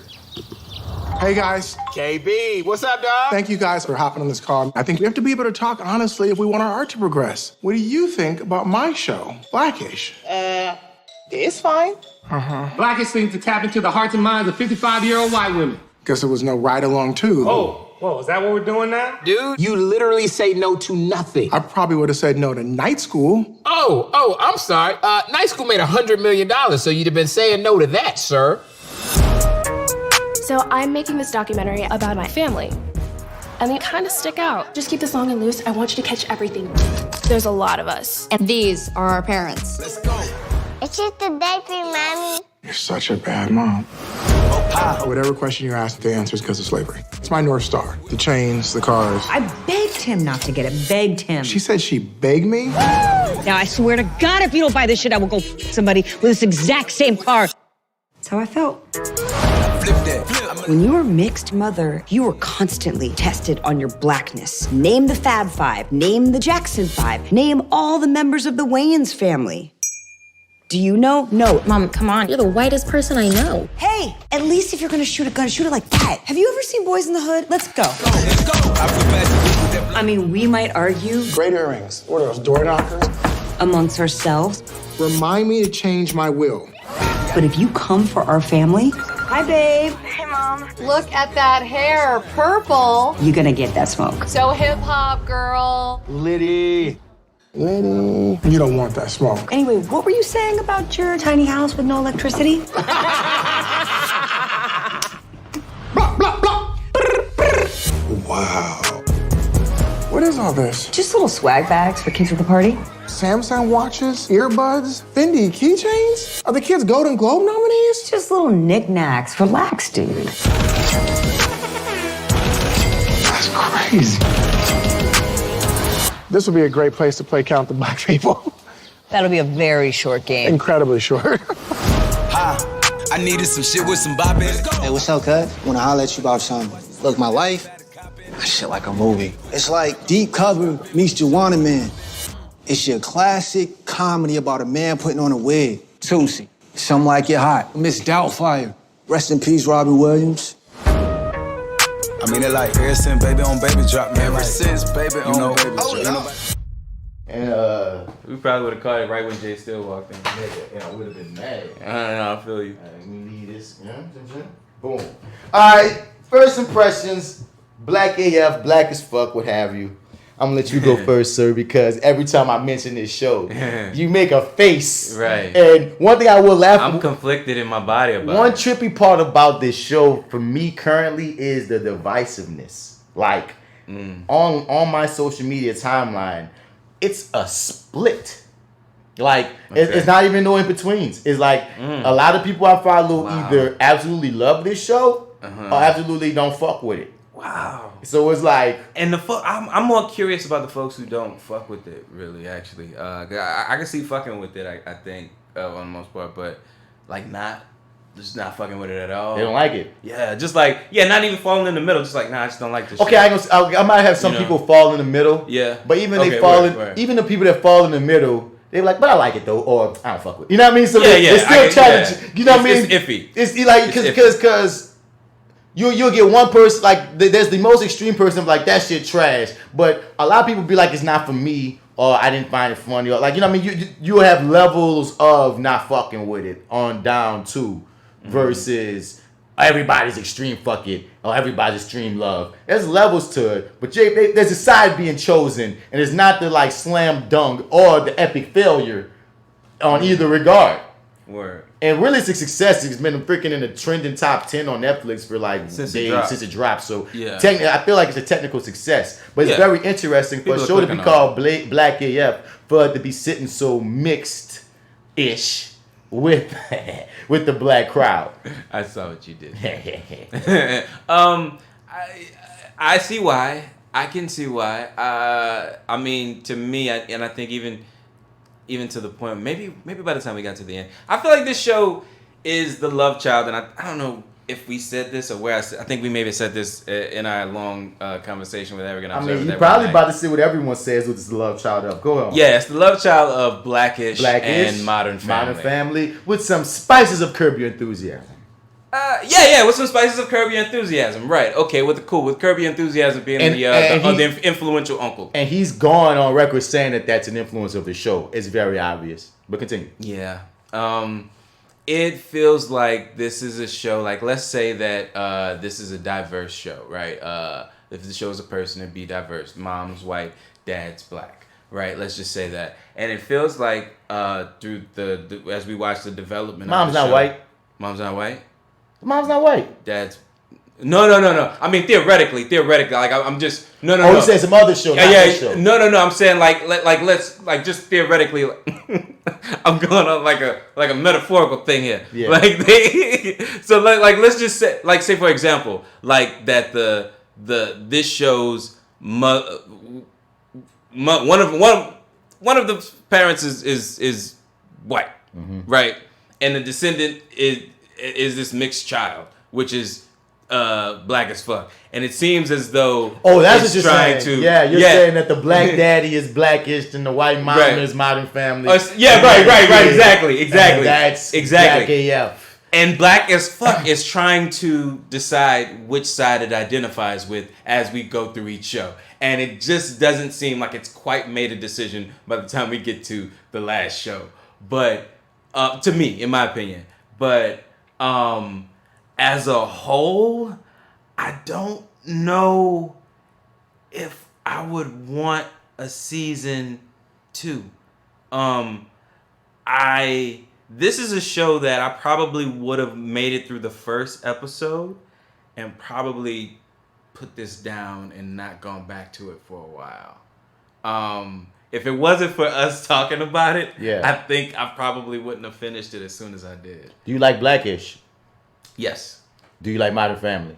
Love it. All right, so you just don't like this because when you said I'm not a big fan. When you said that, this has its moments though. No, what I wanted to say was I feel like the opposite of what you said, but in the same vein, I feel like it knows that it's the child of these things and it's purposely being what it is. It's like it's like its identity. It's not trying to figure it out. This is what it is. It's what it is. Yeah. Key point. He has the creator of Modern Family in the first episode, in like the first scene. Yeah. So that means it's like one of those things of it's not a situation of because when you in your first metaphor, it made it seem like it's the mixed kid trying to choose whether he wants to be black or white, and he don't want to know if he want to be black or white. And I'm like, no, that nigga said I'm mixed. And that's what the show is riding. Right, yeah. I'm me, and I know I'm parts of this, and I know I'm parts of that. Because I laughed with somebody. I said, dog, Kenya just finally threw himself in one of his shows. Yeah. and that's what he basically did. Yeah. But I guess my first impression of the show was I did not like it. That was my very first impression. That was my very first impression. Right. I'm going to say 10, 15. I'm going to tell you, no, that's not my very first impression because I'm going to say this. I'm in love with it right now. I love this show, G. Okay, I'm a fan. Oh, word. Okay. I'm a big fan. I fell in love with this show. Wow. You feel me? Okay. But I'm gonna tell you, it was hard to get past. It was hard to get past the first 15 for me because at first from the jump when I first saw the trailer, I was excited. Like the trailer to me, I love the trailer. The trailer made me go, "This is gonna be nice. It's gonna be tight. It's gonna be a cool little black show about the." I just was fucking with it. You know what I mean? It just seemed it screamed some black excellence-ish to me for whatever reason, and it screamed my style. Because even when I'm watching, I'm like, "Damn, this look like some shit Gumbo Monster be doing with the cuts into other things and the jump things." I was like, "Yo," and this is kind of like we was trying to do with our Wannabe series with the setup of the cameras everywhere. That's the exact concept. So when his daughter Drea came with the conceit of we have cameras everywhere to explain why, I was like, damn, that's exactly how we start off Wannabes. So when I'm watching the show, I'm like, okay, this is charming. I was riding it. I like the daughter. I like the setup. I like the way they present it. The dry humor at first was doing it for me or whatever. And then we get to the scene when Kenya is tripping and about being about being black or whatever. It's like after he in his house or whatever. And I do not know why, son. This man talking bothered the living shit out of me through that whole scene. My first watch, I couldn't. Okay. I remember I was on shrooms. I remember I was high as fuck. I had to write down. Maybe I'm too high to watch this because this nigga's voice was bothering me. He was sounding like he was whiny as fuck. I'm like, why this man just whining and whining and whining, son? And I felt like for a moment, all the characters I had met so far were him. It felt like they all had the same voice. I felt like his daughter and him and his wife in that first episode, I felt like the cadence, the way it just felt like, oh my God, I hate when I can tell that the writer is writing for all these characters. There was even this one point where he saw my white gays and Rashida go she was like, what about gay people? I'm like, and he like, no. And I'm like, I'm thinking in my mind, that woman would have known what he was talking about. White gays. Yeah, you wrote that part as a setup to continue your rant, and that was a lazy writer trick. There was so much shit, I was in that section of the episode was bothering the fuck out of me. It was like there was even another point where the daughter didn't know some of my white gays, but it made more sense for me. There was a certain setup where I was like, this would have made more sense if you had the daughter. But anyway, certain shit wasn't clicking. It just was not clicking, and I was like, I want to like this show so much, but I don't. You know what I mean? I turned it off. I can't watch this right now. I came back a second time smoking on my normal kick. Word. Same experience. I'm like, this man's bothering me, dog. He's like a bad Peter Griffin or something. I'm not getting any of this shit, son. Right. I turned it off again. Mm-hmm. For whatever reason, dog, that third time I put this episode on, bro, because again, it was another one of those moments of people whose opinion I valued liked the show. But also people whose opinion I value didn't like the show. And I was like, I want to have an opinion on this, but I can't until I get through it for real. I can't keep stopping it at 10 minutes or 15, wherever I'm stopping it, and being like, fuck it. But dude, it was grating. So that third time, I just sat through it. I still had my problems, but I just got through it. And it got to the point of when he was staring out the window. And he was like, am I a coon? Or whatever the fuck he said. And then I realized, all that bullshit was on purpose to get to this little giggling ass point. And I don't know why I just bust out laughing at him, just being by himself, just wondering if he was a coon. And I was like, oh shit, I think I'm catching your humor, dude. I think I'm getting with you. You hear me? Okay. And then as the episodes come on, I'm like, dog, he just called his daughter a dick. What the fuck? And then I think somewhere between him in the first episode, him calling his daughter a dick, then he called his other daughter a dickhead, and then his wife was hiding. He said something really bad and all was going to happen to you. Not just was like, oh my God, you're my favorite TV dad. You're the black Archie Bunker. You're awful. I'm in love with this fuck. Dude, I just every time this man's on screen, because at first I was like, you're annoying, bitch. You can't act. I had problems with Kenya, dog. I ain't gonna front. I was like, my problem with Kenya was gonna have me probably never get a job because I couldn't help myself from talking shit. But that's what I was thinking. I was like, I'm gonna piss somebody off. I know I'm gonna piss them off because I know there's gonna be something that you do that I'm gonna want to audition for, Mr. Barris. And it's unfortunately that I can't keep my mouth shut about being. I'm gonna be an awful famous person if I ever blew up because I'm gonna really say the truth. So, but no, my nigga, somewhere between that episode 1 and episode 2, dog, it just started clicking for me, dog, and I love the show, dog. I love it. I'm not even embarrassed. I love it. Okay, word. I love it. I don't fall into love, man. Like the thing is, I like the thing is, I'm such a Kenya Barris fan, and it's like this doesn't change that, but it's like I don't know. I don't personally. I want success for this show. I don't think I'm on the bus with it. I'm on the. Why are you off the bus with it? Okay. I feel like in terms of like I think he's funny and stuff like that, but there was no like I don't really feel like we got to see the. I guess we did. I take that back. You know what we did. At And the I'm very, a sucker end. for I was gonna assholes. say, yeah, because I was love gonna say he's an asshole. The He's dick not a asshole character. Yeah, but I was just like, there's no redeeming like quality about this dude. But I'm just thinking about the last scene, which I just actually saw, because I'm like, I guess there is something there, but it's like also too. Look at this, even episode 2, and he had to talk with his daughter, and like they would give redeeming moments. After like every episode, of course, they're small ones. That's the point. He does so much. He does mountains of shit, and comedy. then there's this little bitty Comedy, apology. baby. Comedy. There's this little bitty apology. And Comedy, I'm like, dog. Bro. I fuck with it. Okay. I think that's the point of those characters, dog. Like Archie Bunker, what was his redeeming? Think about all of the family. You will go episodes before you see something nice from that nigga. It's just he was just this racist asshole. I mean, but he loved Edith. Yeah. And I mean, okay. You don't see love there, and like, there's dude, no sexual chemistry. Do you feel like there's sexual chemistry there? Honestly, they just feel like they actually feel like a middle-aged couple that's been married too long, and that might be a lack of sexual chemistry. But it's like maybe they don't like they strike like at they those, don't address it. It's like, but I don't know. It's like no matter what show we go across, it's like I believe. Whatever. So you don't believe that they were ever? I believe they were fucking. I don't never believe they were fucking. No, I'm like, and then they got so many fucking kids. Yeah. I'm just like he ain't never like he said something to her like at the beach where he was like, I'm gonna save that for my spank bank or some shit, and I'm just like. And he also said, "You look cute right now." You look cute, right? Yeah. I'm just like, I just don't believe y'all are fucking. We're once again on two different sides here. Word, okay. Like, don't get me wrong. They say words to each other. I just don't believe that they are fucking. I feel like they have chemistry as an on-screen couple. They're both funny. They're both funny. Hilarious. Okay. I mean, the whole cast, they all bring something. They all bring something. Like, the whole cast, even when we learn of, even the side characters from Neil Long to Mike Epps and your boy from Snowfall, the light-skinned nigga. Like, so many characters are on this show, bro. Like, that's where I knew that nigga. I was like, yes. Man Boy. That's Man Boy. That's Man Boy, yeah. I'm like, I know this nigga from somewhere, but you know what? He is just annoying the fuck out of me, but I know you, nigga. Like, I know you in real life, nigga. All the bitches is just white Geronimo, man. Yeah.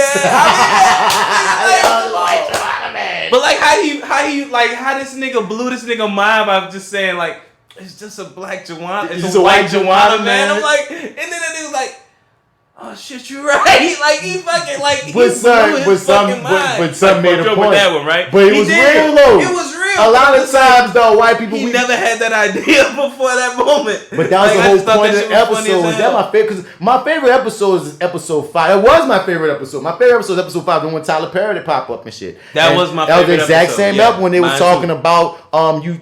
And the whole point was like, nigga, you placating to fucking white people, or like why you could like how come you could say like. And I'm glad. I was so happy for the conversation. Like, how come you could say that Scarface is a classic or Godfather is a classic, but Juice can't be a classic, New Jack City can't be a classic, Brown Sugar can't be a fucking classic? You know what I mean? There's so many movies that we have in our fucking black cinema canon that's better than a lot of they shit. You heard me? But a lot of they shit that they get, like, son, to this day, I'm gonna say like what? To this day, Denzel Washington's performance in Malcolm X is one of the premier freaking performances in cinema history. Oh, hell yeah. Period. That is a tour de force performance that has got to be top 10, period. But we talking to kids now, so we got to keep this in mind. So first, what I want to tell y'all to do is go to YouTube, look up a couple of Malcolm X speeches. Look at just listen to. You don't have to listen to the whole thing. Listen to about 2 minutes of 3 of them. Okay, then go watch this movie. It's still on Netflix, Joe. Then go watch. Dog, you can't tell me that Juice is not Shakespearean. Oh, hell yeah. You know what I'm saying? It's like we got... But it'll never get that respect. Yeah, you're absolutely right. So, like, I was so fortunate for that episode when they like just even had a conversation like that about, like, yeah, man, like respect our shit. Even if it's not the best. Because it's a complex conversation. That's why it was so, like, fitting for Tyler Perry to be on that episode. Because it's like, yo, and he didn't even come down on a judgment of Tyler Perry. He just let Tyler Perry defend himself. And he let the episode kind of talk shit about a version of a Tyler Perry. You know what I'm saying? The episode is genius as shit. What you saying, son? That motherfucker, that Tyler Perry, that version, that's the nigga that inspired me. That's the nigga that I fucking was ride or die for. That motherfucker was like, all of that shit. Now that's not this, but you gotta keep in mind. Some of it's to his detriment. Some of it's to his detriment. And now this is before all the stuff, but like that nigga, like that's the nigga right there. You know what I'm saying? Like that shit is always inspiring no matter what. Like you can come up with as many fall from faiths or whatever, fall from grace or whatever, but it's like that nigga, that shit right there, like that shit is. But here's the thing with Tyler Perry, son. Like, because I was having this discussion recently online, this nigga's going back and forth, and like people need to understand that. Again, to me, Tyler Perry is a nuanced conversation. I don't have to like all of his work to respect him for making it. You know what I mean? You had like from the business acumen of Tyler Perry to the fact that Tyler Perry was the bridge from Tyler Perry is the bridge of black cinema from Spike and John Singleton and all them boys popping in the 90s till we get to Avon Ryan Coogler of the 2000s because they really stopped fucking with black movies and black shit. So Tyler Perry was the nigga giving us jobs and keeping black as a focus.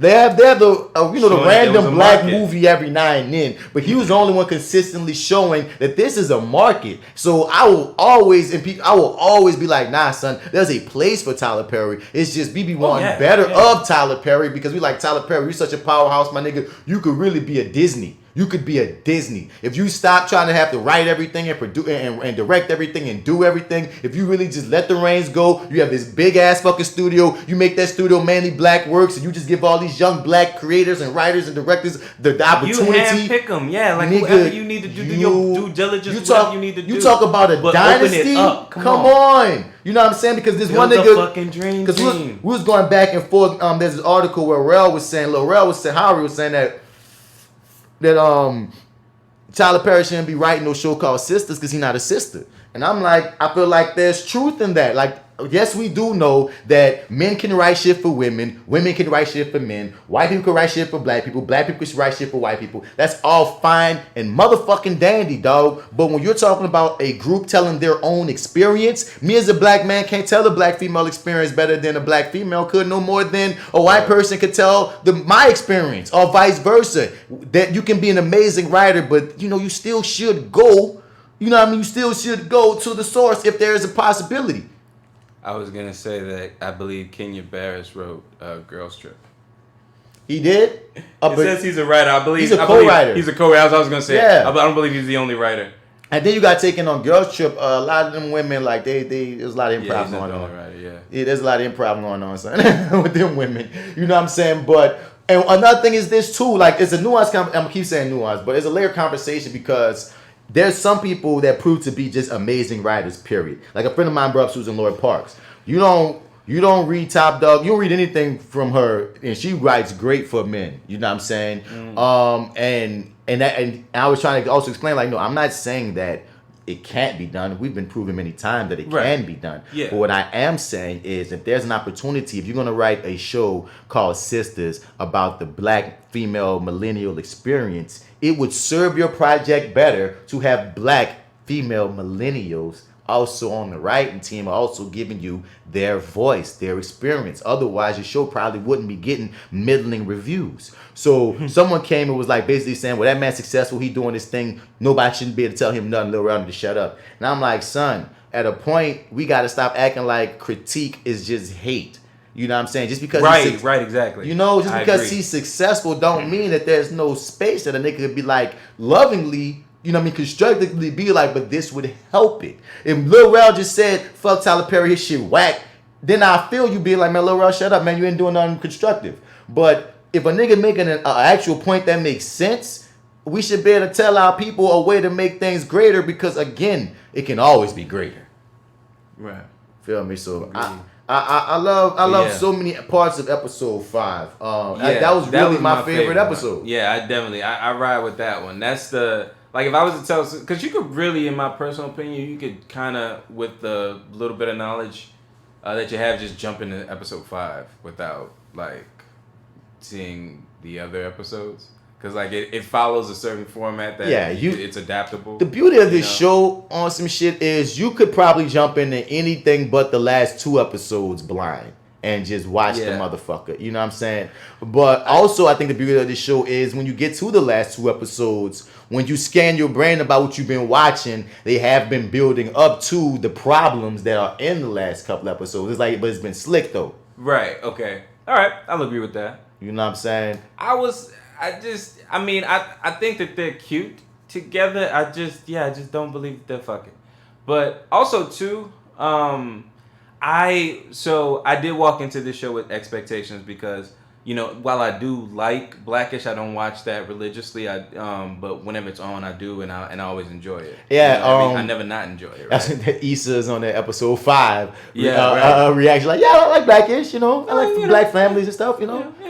Yeah, you know, when I'm in the mood for that, you know. I think that's kind of my relationship with blackAF. It's not destination television for me. Word. But anytime I watch it, I like it. It's like one of those things that probably should be destination television for me. But maybe because it's so light, I don't think, let me throw on blackAF. Right. But I've never watched an episode I was not loving. It's funny. Me too, right. So, but Modern Family, I was talking about it. Same difference. Well, actually, for me, Modern Family, like, I absolutely love, you know what I'm saying? Like, I think like that was one of the best like written sitcoms like on TV. In the last while, you know what I'm saying? It's been one of those it knows the formula. You know what I'm saying? It's Popeyes. It has that recipe. You know, and I felt and it came with its formula at the right time. Right, and like no matter, even if you go back to the beginning, like you could kind of see that the budget wasn't as high, but the same like format is still there, right? And then you get who was doing that? Because it came at a point where kind of the sitcom was in a way dead. It was, yes, exactly. You know what I'm saying? Right. So it came with a different flip on the sitcom, and they really modernized the sitcom on some shit. And ever since Modern Family, other sitcoms that came after it all came more edgy, or like there's something else about them for them to survive. So like it like timing is a lot. Right, exactly. And this show, so I came in with Modern Family expectations. Now I live, breathe, and I own all the seasons. I said this on one of the Your 30 shows. Like I own all the seasons except for like the last maybe 2 or 3. But so I come in with expectations and just kind of feeling like, okay, this is gonna be Modern Family mixed with blackAF. This is gonna be dope. But to me, it's Modern Family, which is blackAF, but it's not dope. It's well, no, you know what it is? It's like, okay, y'all took the formula, y'all took the style and everything, and the format and whatnot, but you didn't take the timing. It's like everything takes a lot longer. Like y'all have longer setups, and it's like it's not just cutaway jokes where you cut to the confessional and cut back. It's like y'all kind of have longer conversations, and it's like it's not as quick. And it's like, we spent a lot of time in this scene, and it's like, what the fuck? Like, we could have cut this whole scene. Like, that's the Curb Your Enthusiasm part of it, though. Even Curb Your Enthusiasm has like everything is intentional and has a build up for something. And it's like, I don't feel like it's that way all the time, man. Sometimes I be watching Curb, and I'm like, where they going with this? And I mean, they pay it off, but it depends for me sometimes when I'm watching that show. But again, I don't watch a lot of Curb. Okay, word. It wasn't a show that I started off watching, but I did kind of binge a couple seasons when I had HBO, and then now I believe it's on I don't know where I started watching the current season, but I started watching the current season 2 again. But like it's something I watch randomly or whatever, right? But when you mention it, I always forget that that's what it is. That's what he's going for when he's doing his stick, this entire thing, like this whole like thing that he's doing here is like kind of going for Curb Your Enthusiasm. And it's like when I look at it through Curb Your Enthusiasm lens, I'm like, oh, okay, y'all do kind of hit it. You know what I'm saying? Like the timing is that. But it's not Modern Family. But it's not Modern Family. That's what I'm saying. You have the Modern Family format. It's doing its own thing. Like, and it's like, y'all like, well, this is how we're going to do it. Yeah. And it's like, And sometimes you can break the rules and it works perfectly. And this is just my personal opinion. I feel like this is them breaking the rules, and it's not that it's not working. It's sort of creating its own. See, the word that you don't realize that you're looking for is the word that I kind of like about it. What? And it's the thing that I find the only term I have for it is Gumbo Monster, because we do it so often. It's fucking messy. It's not succinct. Okay. It's messy and it feels messy, but I feel like it's purposely messy. You feel me? Because he's going for the conceit. I don't know what the conceit of Modern Family and why they have confessionals, but the conceit is they never give you one. But they give you one here. Yeah, this is girls' project. They specifically for school. But then how do we go to a season 2? I mean, they already gave you an out. She said my dad's probably gonna sell this, knowing him. She said that at the top. So season 2 is they aren't gonna be probably in on. Now we're a reality family. We're in on it. We know Netflix is and then they because I even feel like even that little hint of showing it was a funny little scene. It was in the last episode when they blew up with Lil Man. I can't wait. I want to get to each one of the characters. Oh, but he has his little change. He blew up the car. They showed the shades in the cut. Okay. He was like, "What's up, girl?" He was okay. I was like, "Wait, that's him in the future. Let's see what we can." He's gonna become that guy. He's gonna be next season, nigga. Oh man, he's gonna. What's up, girl? Come on, man. We go to that guy. It's gonna be funny, dog. And I'm just saying, like. Okay, man, but I'm like, is that something we gonna hold on to, or like, is he gonna jump back to prep school when we get into next season? You know what I'm saying? My point is, there's options. As options. Yeah. Like if you that's really, there'll be a callback to it. We need him to do something bad in the future. It's one of those things. But the beauty is this: you can build to that character to. We can still, because I love the way he is now. I don't want to rush to that guy because he once I love these characters. I guess we can start talking characters now, and I just start with Pops. Okay. That little boy is fun. Like all of them funny to me in different ways, but the way he plays, just that way, that little timid little big brother, because that guy's my big brother. I mean, but he's so soft. Little man was like, "What you mean?" What he said, I need a minute or something like that. Hey, take that in. It did. It slowed him down for a second. Like he kept on saying, "That guy? Who's with this guy? Why are you like this?" He's talking shit about him. He's sitting right next to him. Because I feel like both those little boys was growing as the show was episode to episode, bro. Because it's like they seem so little in the beginning, but it's like by the end, it's like y'all have personality, and I know you now. Like it was so cool. It felt like See, like for me, I felt like so if this show does anything, I feel like it really kind of turns the corner at episode 5. That's when it like grabs my fucking attention. And for my mom, I think it was episode 3 funny enough. That became my thing. I just need to get to episode 3 because episode 3 was the Juneteenth episode. Oh, okay. That's the one where is that the one where they reenact the Menace to Society scene because the boys are showering? It sounds about right. It sounds about right. But before we get to episodes, let's get the characters. We talked about little man. Let's start with the little kids first. Pops. What's the little boy? What's the little light skinned one name? But they all kind of light. But there's the two boys. It's Pops. Man. Where's my phone? So, we always suck when it comes to these to character names. Yeah, we need the black Actopedia. Yeah, where's the black Actopedia at? Yeah, apparently I shouldn't do the intro, man. My stuff sucks. Yeah, it does. It sucks. It's not good. It sucks. Black Actopedia! You need one of those, G. You need one of those, my man. You need one of those, my man. But I guess I'm just gonna throw the first ep on the sheet as we see him. So, all right. Drea is the first person we come to. That's the dog. Cam was the little man. Cam was the little man. But that's not what they call him. They call him Cam. Okay, Cam. So I don't remember him calling him Cam. I feel like they don't call him Cam, but okay, we'll go with Cam. Maybe. Now, one thing they did leave apparently on the floor after episode 1 was he's supposed to be a liar. He's only like a liar for like the first episode, and then he's not lying much. I mean, but like the lie that they say that he lied is like the thing about this lady, and it was the truth. Yeah, he never really lied. So maybe that was the deal with him. And we got Little Brooklyn. So it's Cam, Little Brooklyn, Pops, I kept calling her Blurred Face Girl because I thought that was a genius way to introduce that character. That was hilarious. I wish they would have kept her blurred. Izzy. I wish they would have kept her blurred for a little longer. I think that would have been like funny as shit. Like we have this character whose face is almost always blurry. Yeah, I was like, that could be something interesting to kind of carry through the whole thing. It's like just don't let us. How about you don't let us see it until the very, very end? Yeah. Or you give us a tease like you're gonna show it to us and then we don't.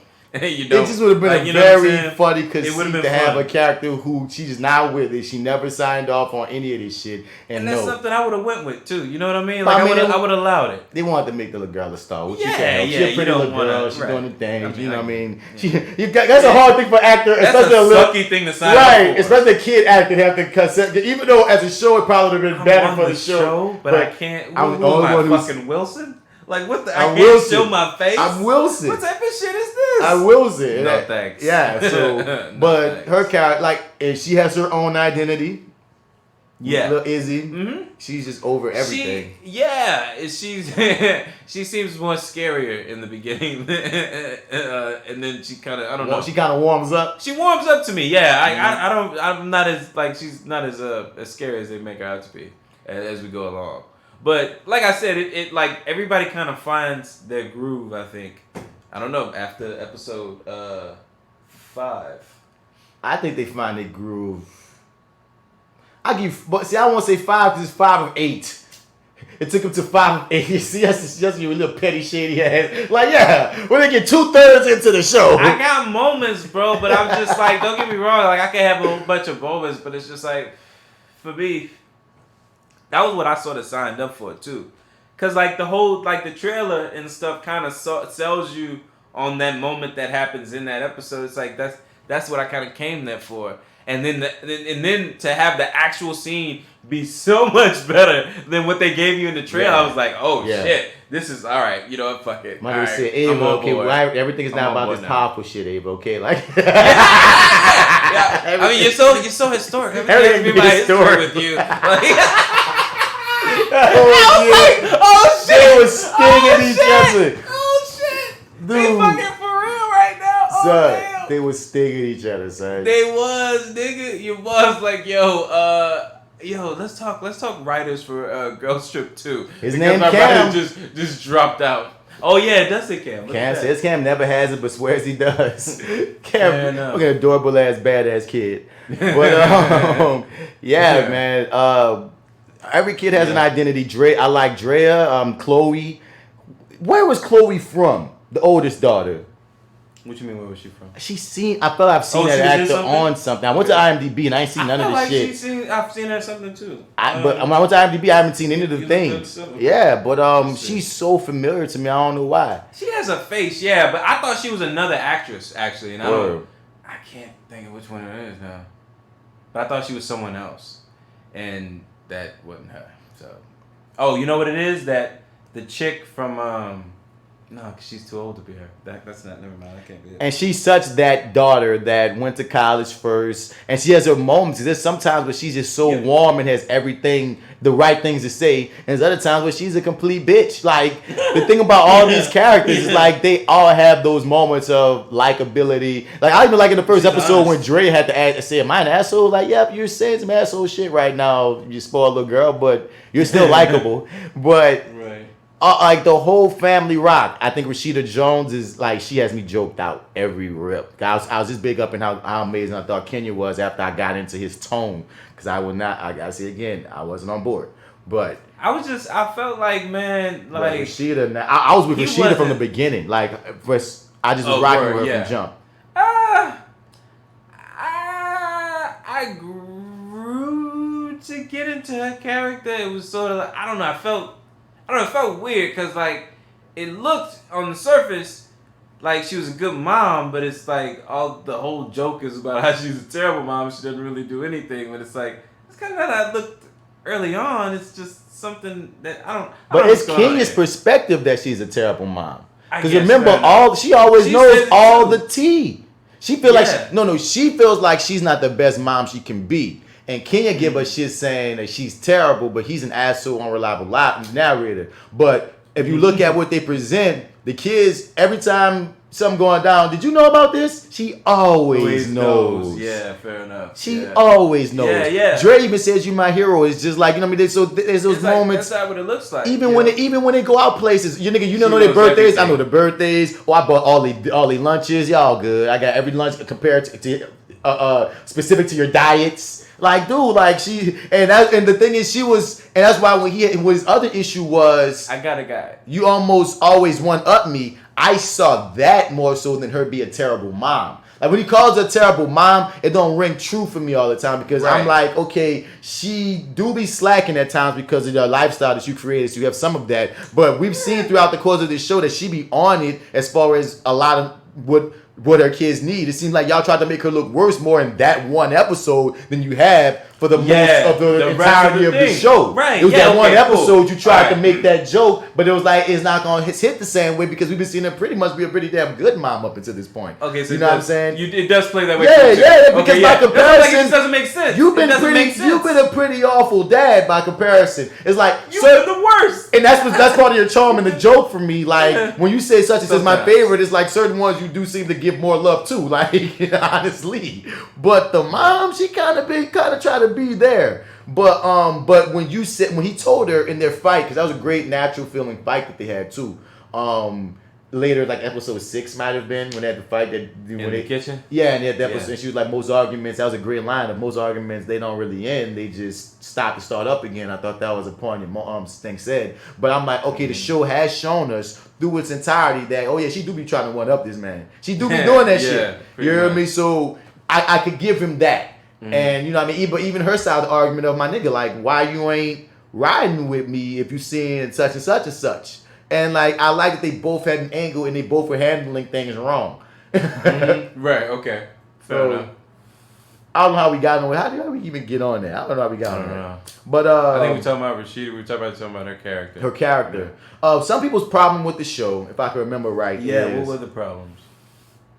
Let me see if I can find this one guy who had this long breakdown that he wrote about his issue. And I don't know if that's the overarching problem, but his comes to mind because it was the most recent thing that I read. And I feel like some of it may hold credence. And it might also have some people's opinions in the comment section as far as, other issues. Because when I'm watching the show, I know, like, I feel exactly what you're saying when you say, I understand why it's not for everybody. You know what I mean? Mm-hmm. It's just,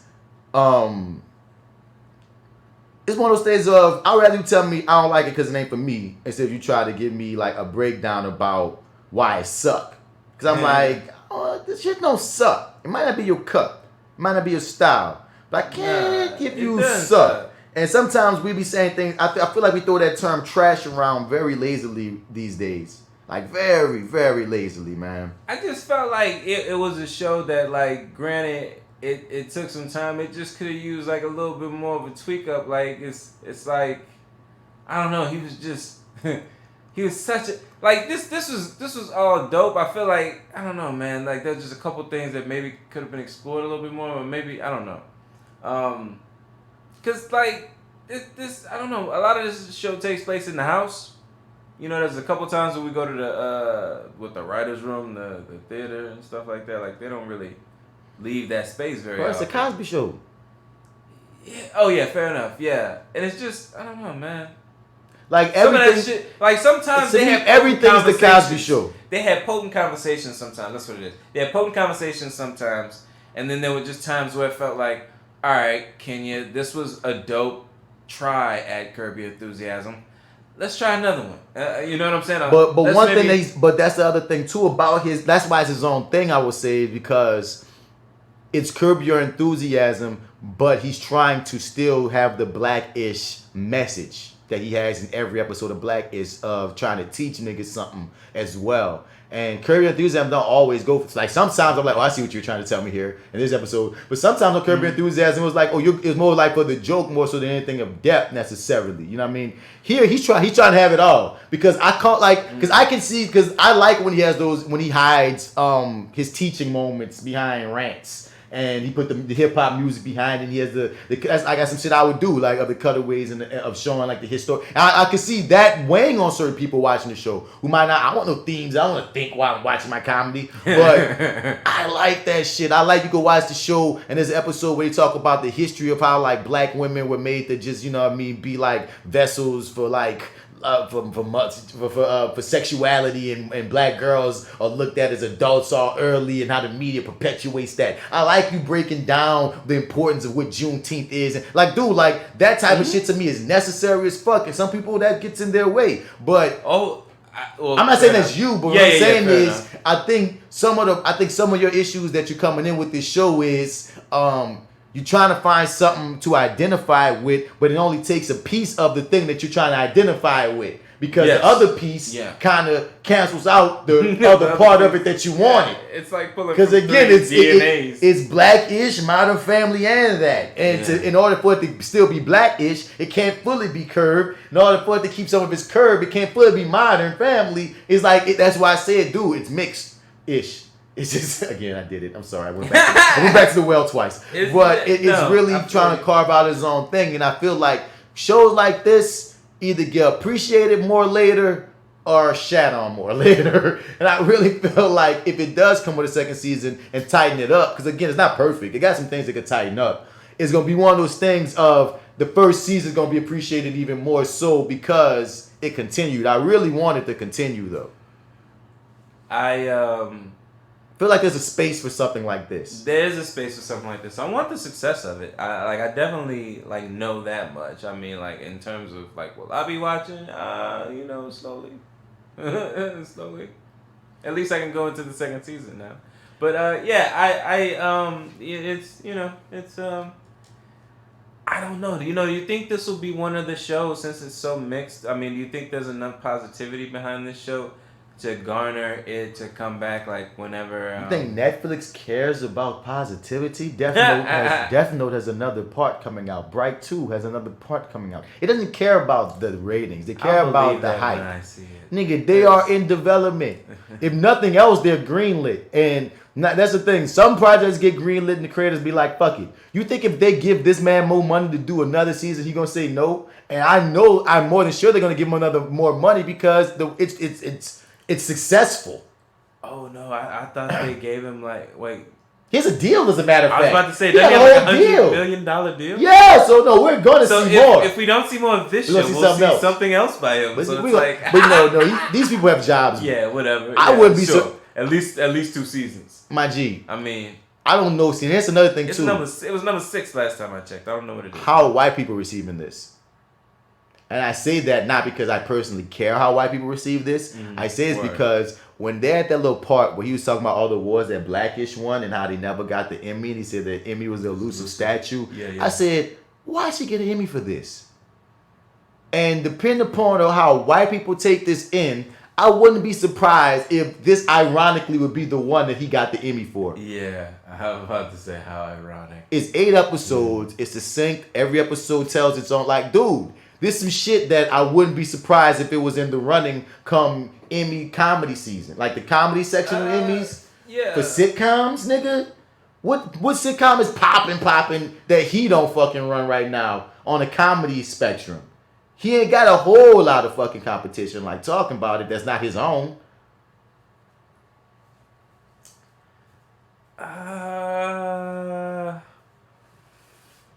There's a lot of shit that's been there. Like, this is the new kid on the block. And I ain't saying it has. And I said I have a bias as far as my subjectivity as far as how good it is. That's why I'm not talking about its merits on is it a good show or is it a bad show. I'm saying how is it being received by these motherfuckers that are the ones that often push oftentimes mediocrity to the forefront because of the hype. They got a lot Bird Box. They got a lot of shit that shouldn't be what it is. But it became what it is because it got the clicks. It got the clicks, it got the notoriety, it got the backing and all this and all that. So I wouldn't be surprised, G. I wouldn't be surprised to see this be something. We still got to let it breathe and see where it goes, see where it stands in the next few months. But well, yeah, they definitely got my clicks from my account, man. You know what I'm saying? So this, hopefully that counts for something, and that gets them another season. But they're trending, man. I hope that keeps going. And I mean, I think this being released during the pandemic, I think was in terms of like just people being at home. I mean, was probably is gonna be more to its benefit now. Once I don't know. I mean, a lot of these shows got everything for like TV. Yeah, I mean, like if you came out with a show right now, this the best. You came up, dog. Yeah. Like if your shit sucked, your shit really sucked. Right. And I mean, this I felt like I kept getting like drawn away by everything, dude. That's why I was so to the last minute with this catching that last episode. But even the reviews are cut down the middle. Like I just put Black as Fuck in the news, and even some of them, okay. I'm trying to see which article I want to click on just to just to end off this conversation. Jess, we took too long, but cause this one says Black as Fuck review Kenya Barris has done appeasing the masses. That sounds like a positive one. The story behind Kenya Flossie, unpopular opinion, Black as Fuck is flawed as fuck, but I was entertained. Hashtag salty as fuck. Has it become impossible to make black audiences happy? Because again, black audiences have been split on this. Black as Fuck struggles. Miss America shines and Netflix Hulu way of the future. That's some article in general. But the fact that it says Black as Fuck struggles just took my eye. Black as Fuck intends to start a conversation. And it just, I don't even know. Is Kenya Barris wealthier, shallower, meaner, blackish? Is this a mean? Netflix's Black as Fuck is Kenya Barris is wealthier, shallower, and meaner, blackish. Which it kind of is. And I don't even know which one of these to go to, because I even think about some of the things. Like one of the problems, I know the guy that wrote this, I couldn't find the article on the breakdown on Facebook, but he was just talking about how blackness is presented as an aesthetic. And that was one of his issues. Because at first he tried to take down Kenya Barris and try to say, well, this is just another version of mixedish, grownish, and blackish. But I'm saying, hold up. Okay. If you've never seen any of those shows, you can't say this show is bad because those shows exist. That is a flawed position. And then he tried to get into Kenya's personal life. And I'm like, hold up. The artist's personal life, even if he pulled from it, has nothing to do with the show. Judge the show. You know what I'm saying? So when I got through the motherfucker judging everything but the show, he had a point on I felt like he had a position he could have on how some shows present, like he said, like a show like the Bernie Mac show or Martin didn't have to say, hey, I'm such a black show, I'm so fucking black to be black. It just was. But he was feeling like this show had to be loud about being black or present certain things as blackness, and it didn't have to. And I was like, okay, I can get why you would feel that way, but my counter would be, I think that was its point. Yeah. You know what I mean? I feel like the issue with the show is the conceit of the show. Right. And he said, well, he felt like Kenya Barris has been struggling with these issues of being an affluent black man with a mixed family in a way, through in white America, through blackish, mixedish, and grownish already. So doing it again feels monotonous for him as a view of Kenya Barris's work. And I was like, that's a perfect argument if you want to make one. Because yes, this is blackish. You know what I'm saying? Like this, like if you want to make that argument that he sold them the same fucking show to Netflix. But here go the thing though. I think, and that's the thing. I will grant him that and give him this. I feel like this is the show he wanted blackish to be, but he knew he couldn't sell that to ABC. I think that's the reason why this exists. It's similar to Blackish. I think Blackish was what he could sell them, and it's a great show. But I think this is what he always wanted to make. I don't even think that he even planned the mixed-ish and grown-ish. I don't think he planned the ish world. It became the world off of the success of Blackish. Right. I think in real life, he wanted to make, not even put himself in it necessarily, but he wanted to tell his story because obviously all this is based off a lot of his life. So I feel like this is what he wanted to make, for real. And I feel like he probably felt like he used a lot of his best ideas even in Blackish to keep that bit successful. Right. But at the end of the day, he always wanted to do this. It feels like such a passion project, and I feel like steaming off of it. So when he brings up these things about the aesthetic, I'm like, maybe you missed the fact that I think the point of the show is making fun of these things. He even brought up a Rashida Jones about how she be so extra, and I'm like, yeah, they bring it up in the show. It's the whole deal with she's mixed, so she's often overcompensating because of the mix. Like there's so many themes in the show that they don't always tell you the shit. It's comedy. Sometimes you just gotta peep it, but like.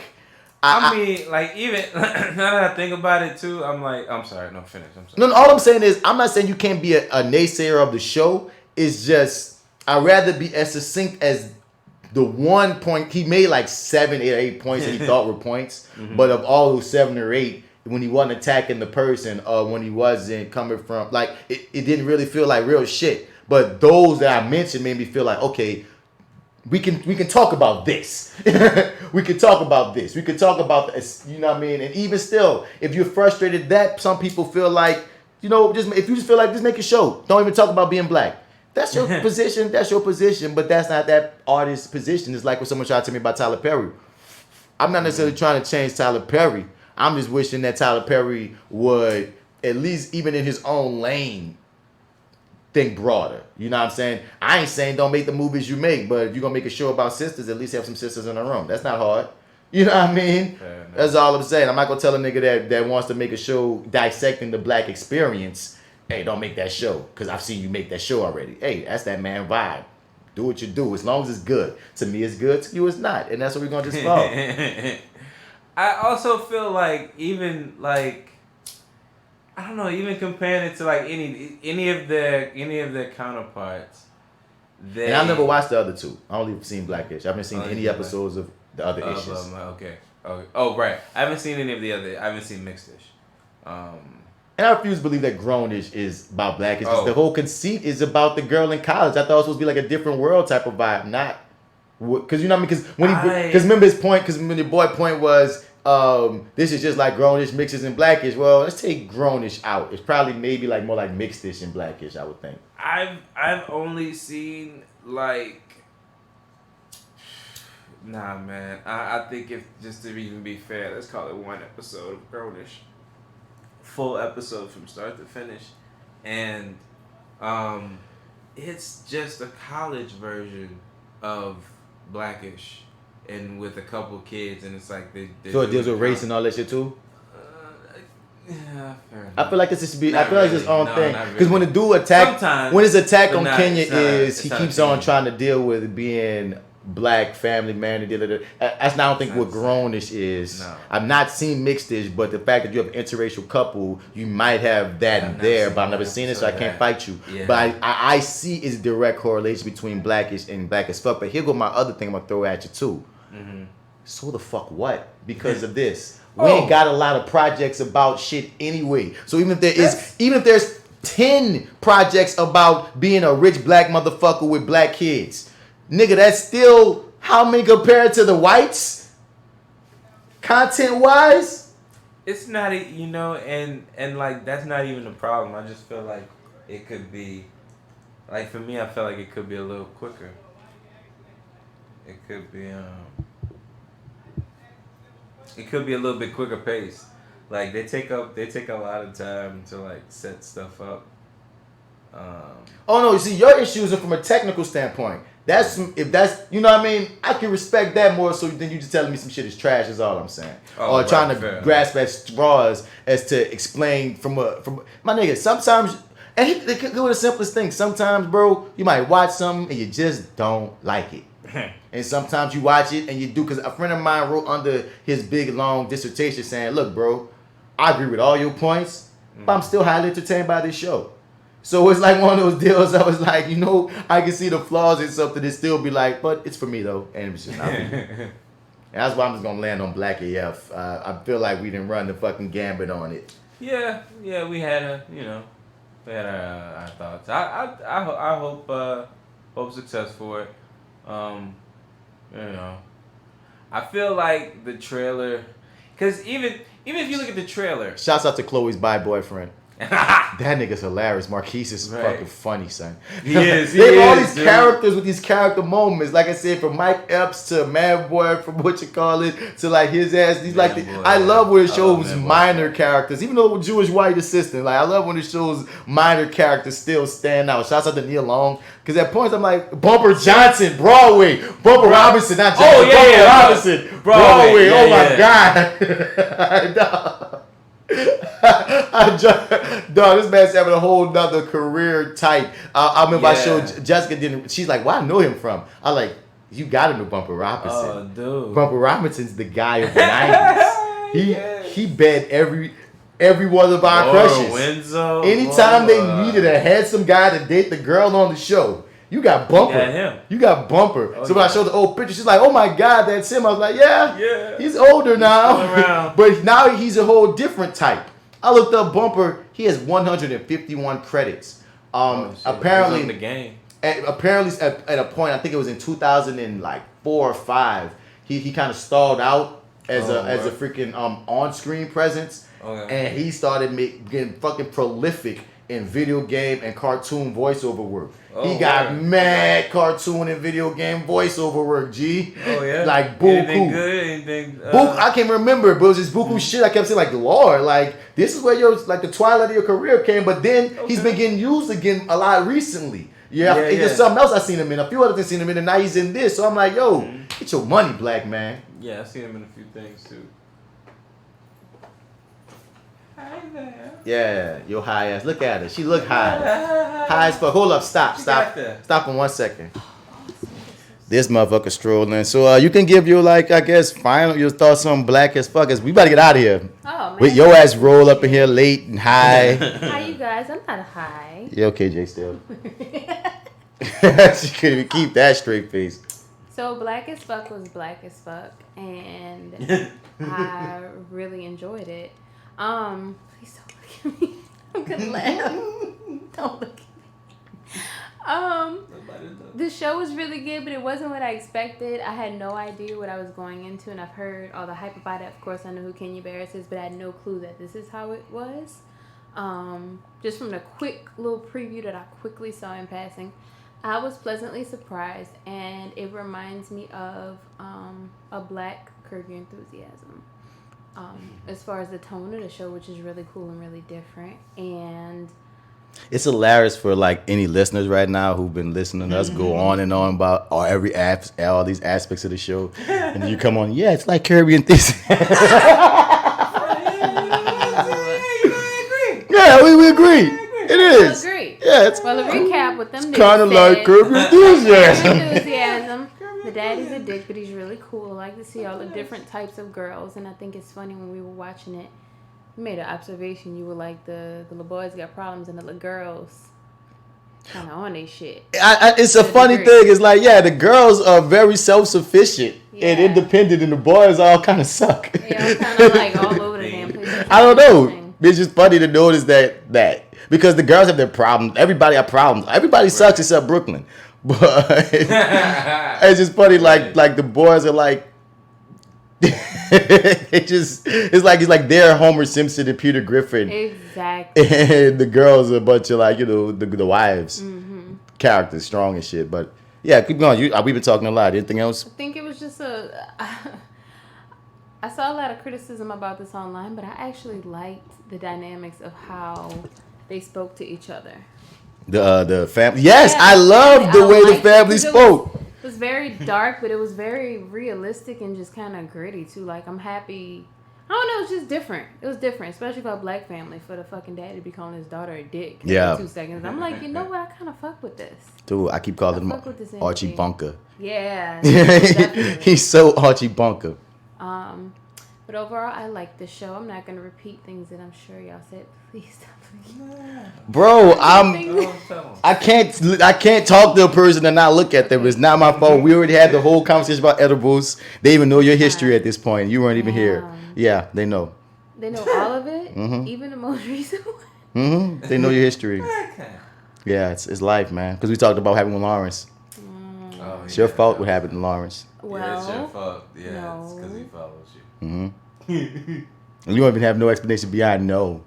because you're that high. I wish America could see you right now, but we about to get up out of here. Yep. I was about to say something. I see, maybe damn, I forgot I was about to say to you. Shit. Man, fuck. What I was about to say? You said something. I don't remember.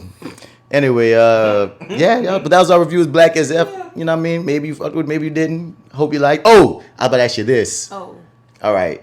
Yes. So, given the history of the show, you ain't been on in a minute, but you just given the temperaments of how things usually go on the show, how do you think Marty felt about it?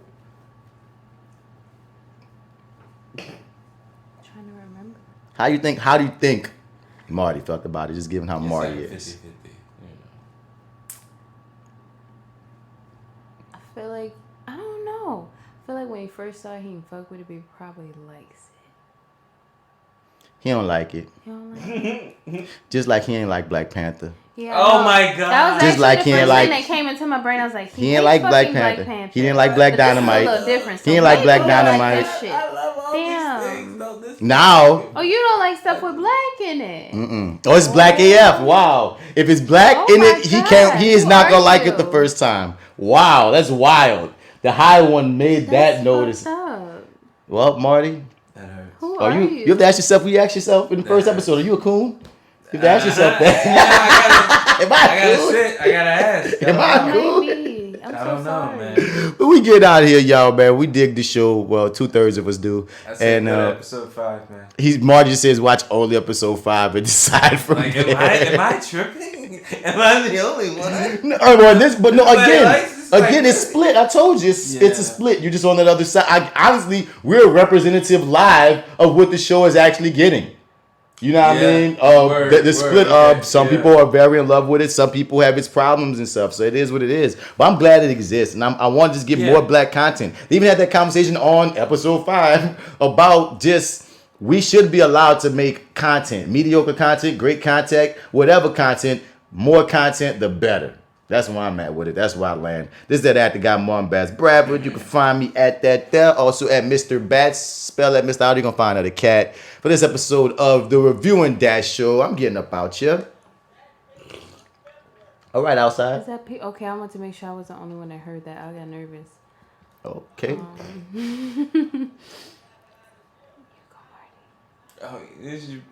You guys suck. Your favorite host, Marty, MartyEdwards 504 on Instagram, Twitter, and Snapchat. If you'd like to hear the rest of the lovely story about Arrogant Observer losing his shit, go to Your30 on all your platforms and things. Hi, Marty. Listen to that's right. Hi, Marty. You didn't even eat the edible. I didn't. I have a problem. I eat the edible and I'm still like hearing shit. You are. Are you really? Not a crackhead. What would you call that? What is he? It's not a crackhead. It's fucked up. We already had this conversation at the top of the episode. It's really messed up. We got in depth on this. Your high ass is late. Where can they find you at? Even though you've only been here for 10%. I told them at the beginning. They're fine. Stop. Where to find her? No. Yeah. No, me. I'm talking about her. You just said. Did you? What? I don't know where I guess. Oh, man. Where to find you at, J.Steel? Yeah. I am J.Steel _ on Instagram, on Twitter. I am J.Steel _ Jessica Elizabeth Johnson on Facebook. Fat Girl Nola with an F on everything. God bless you. You feel like you didn't tell them where to find you at, Marty?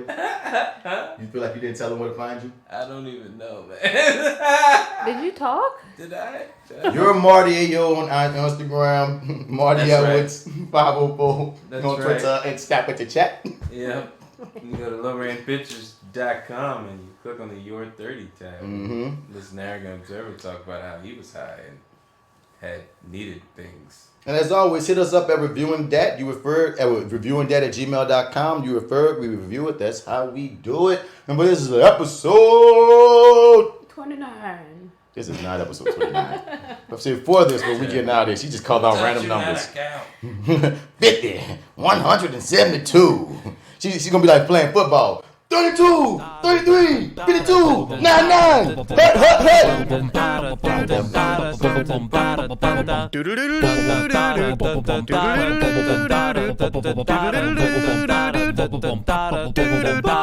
hut.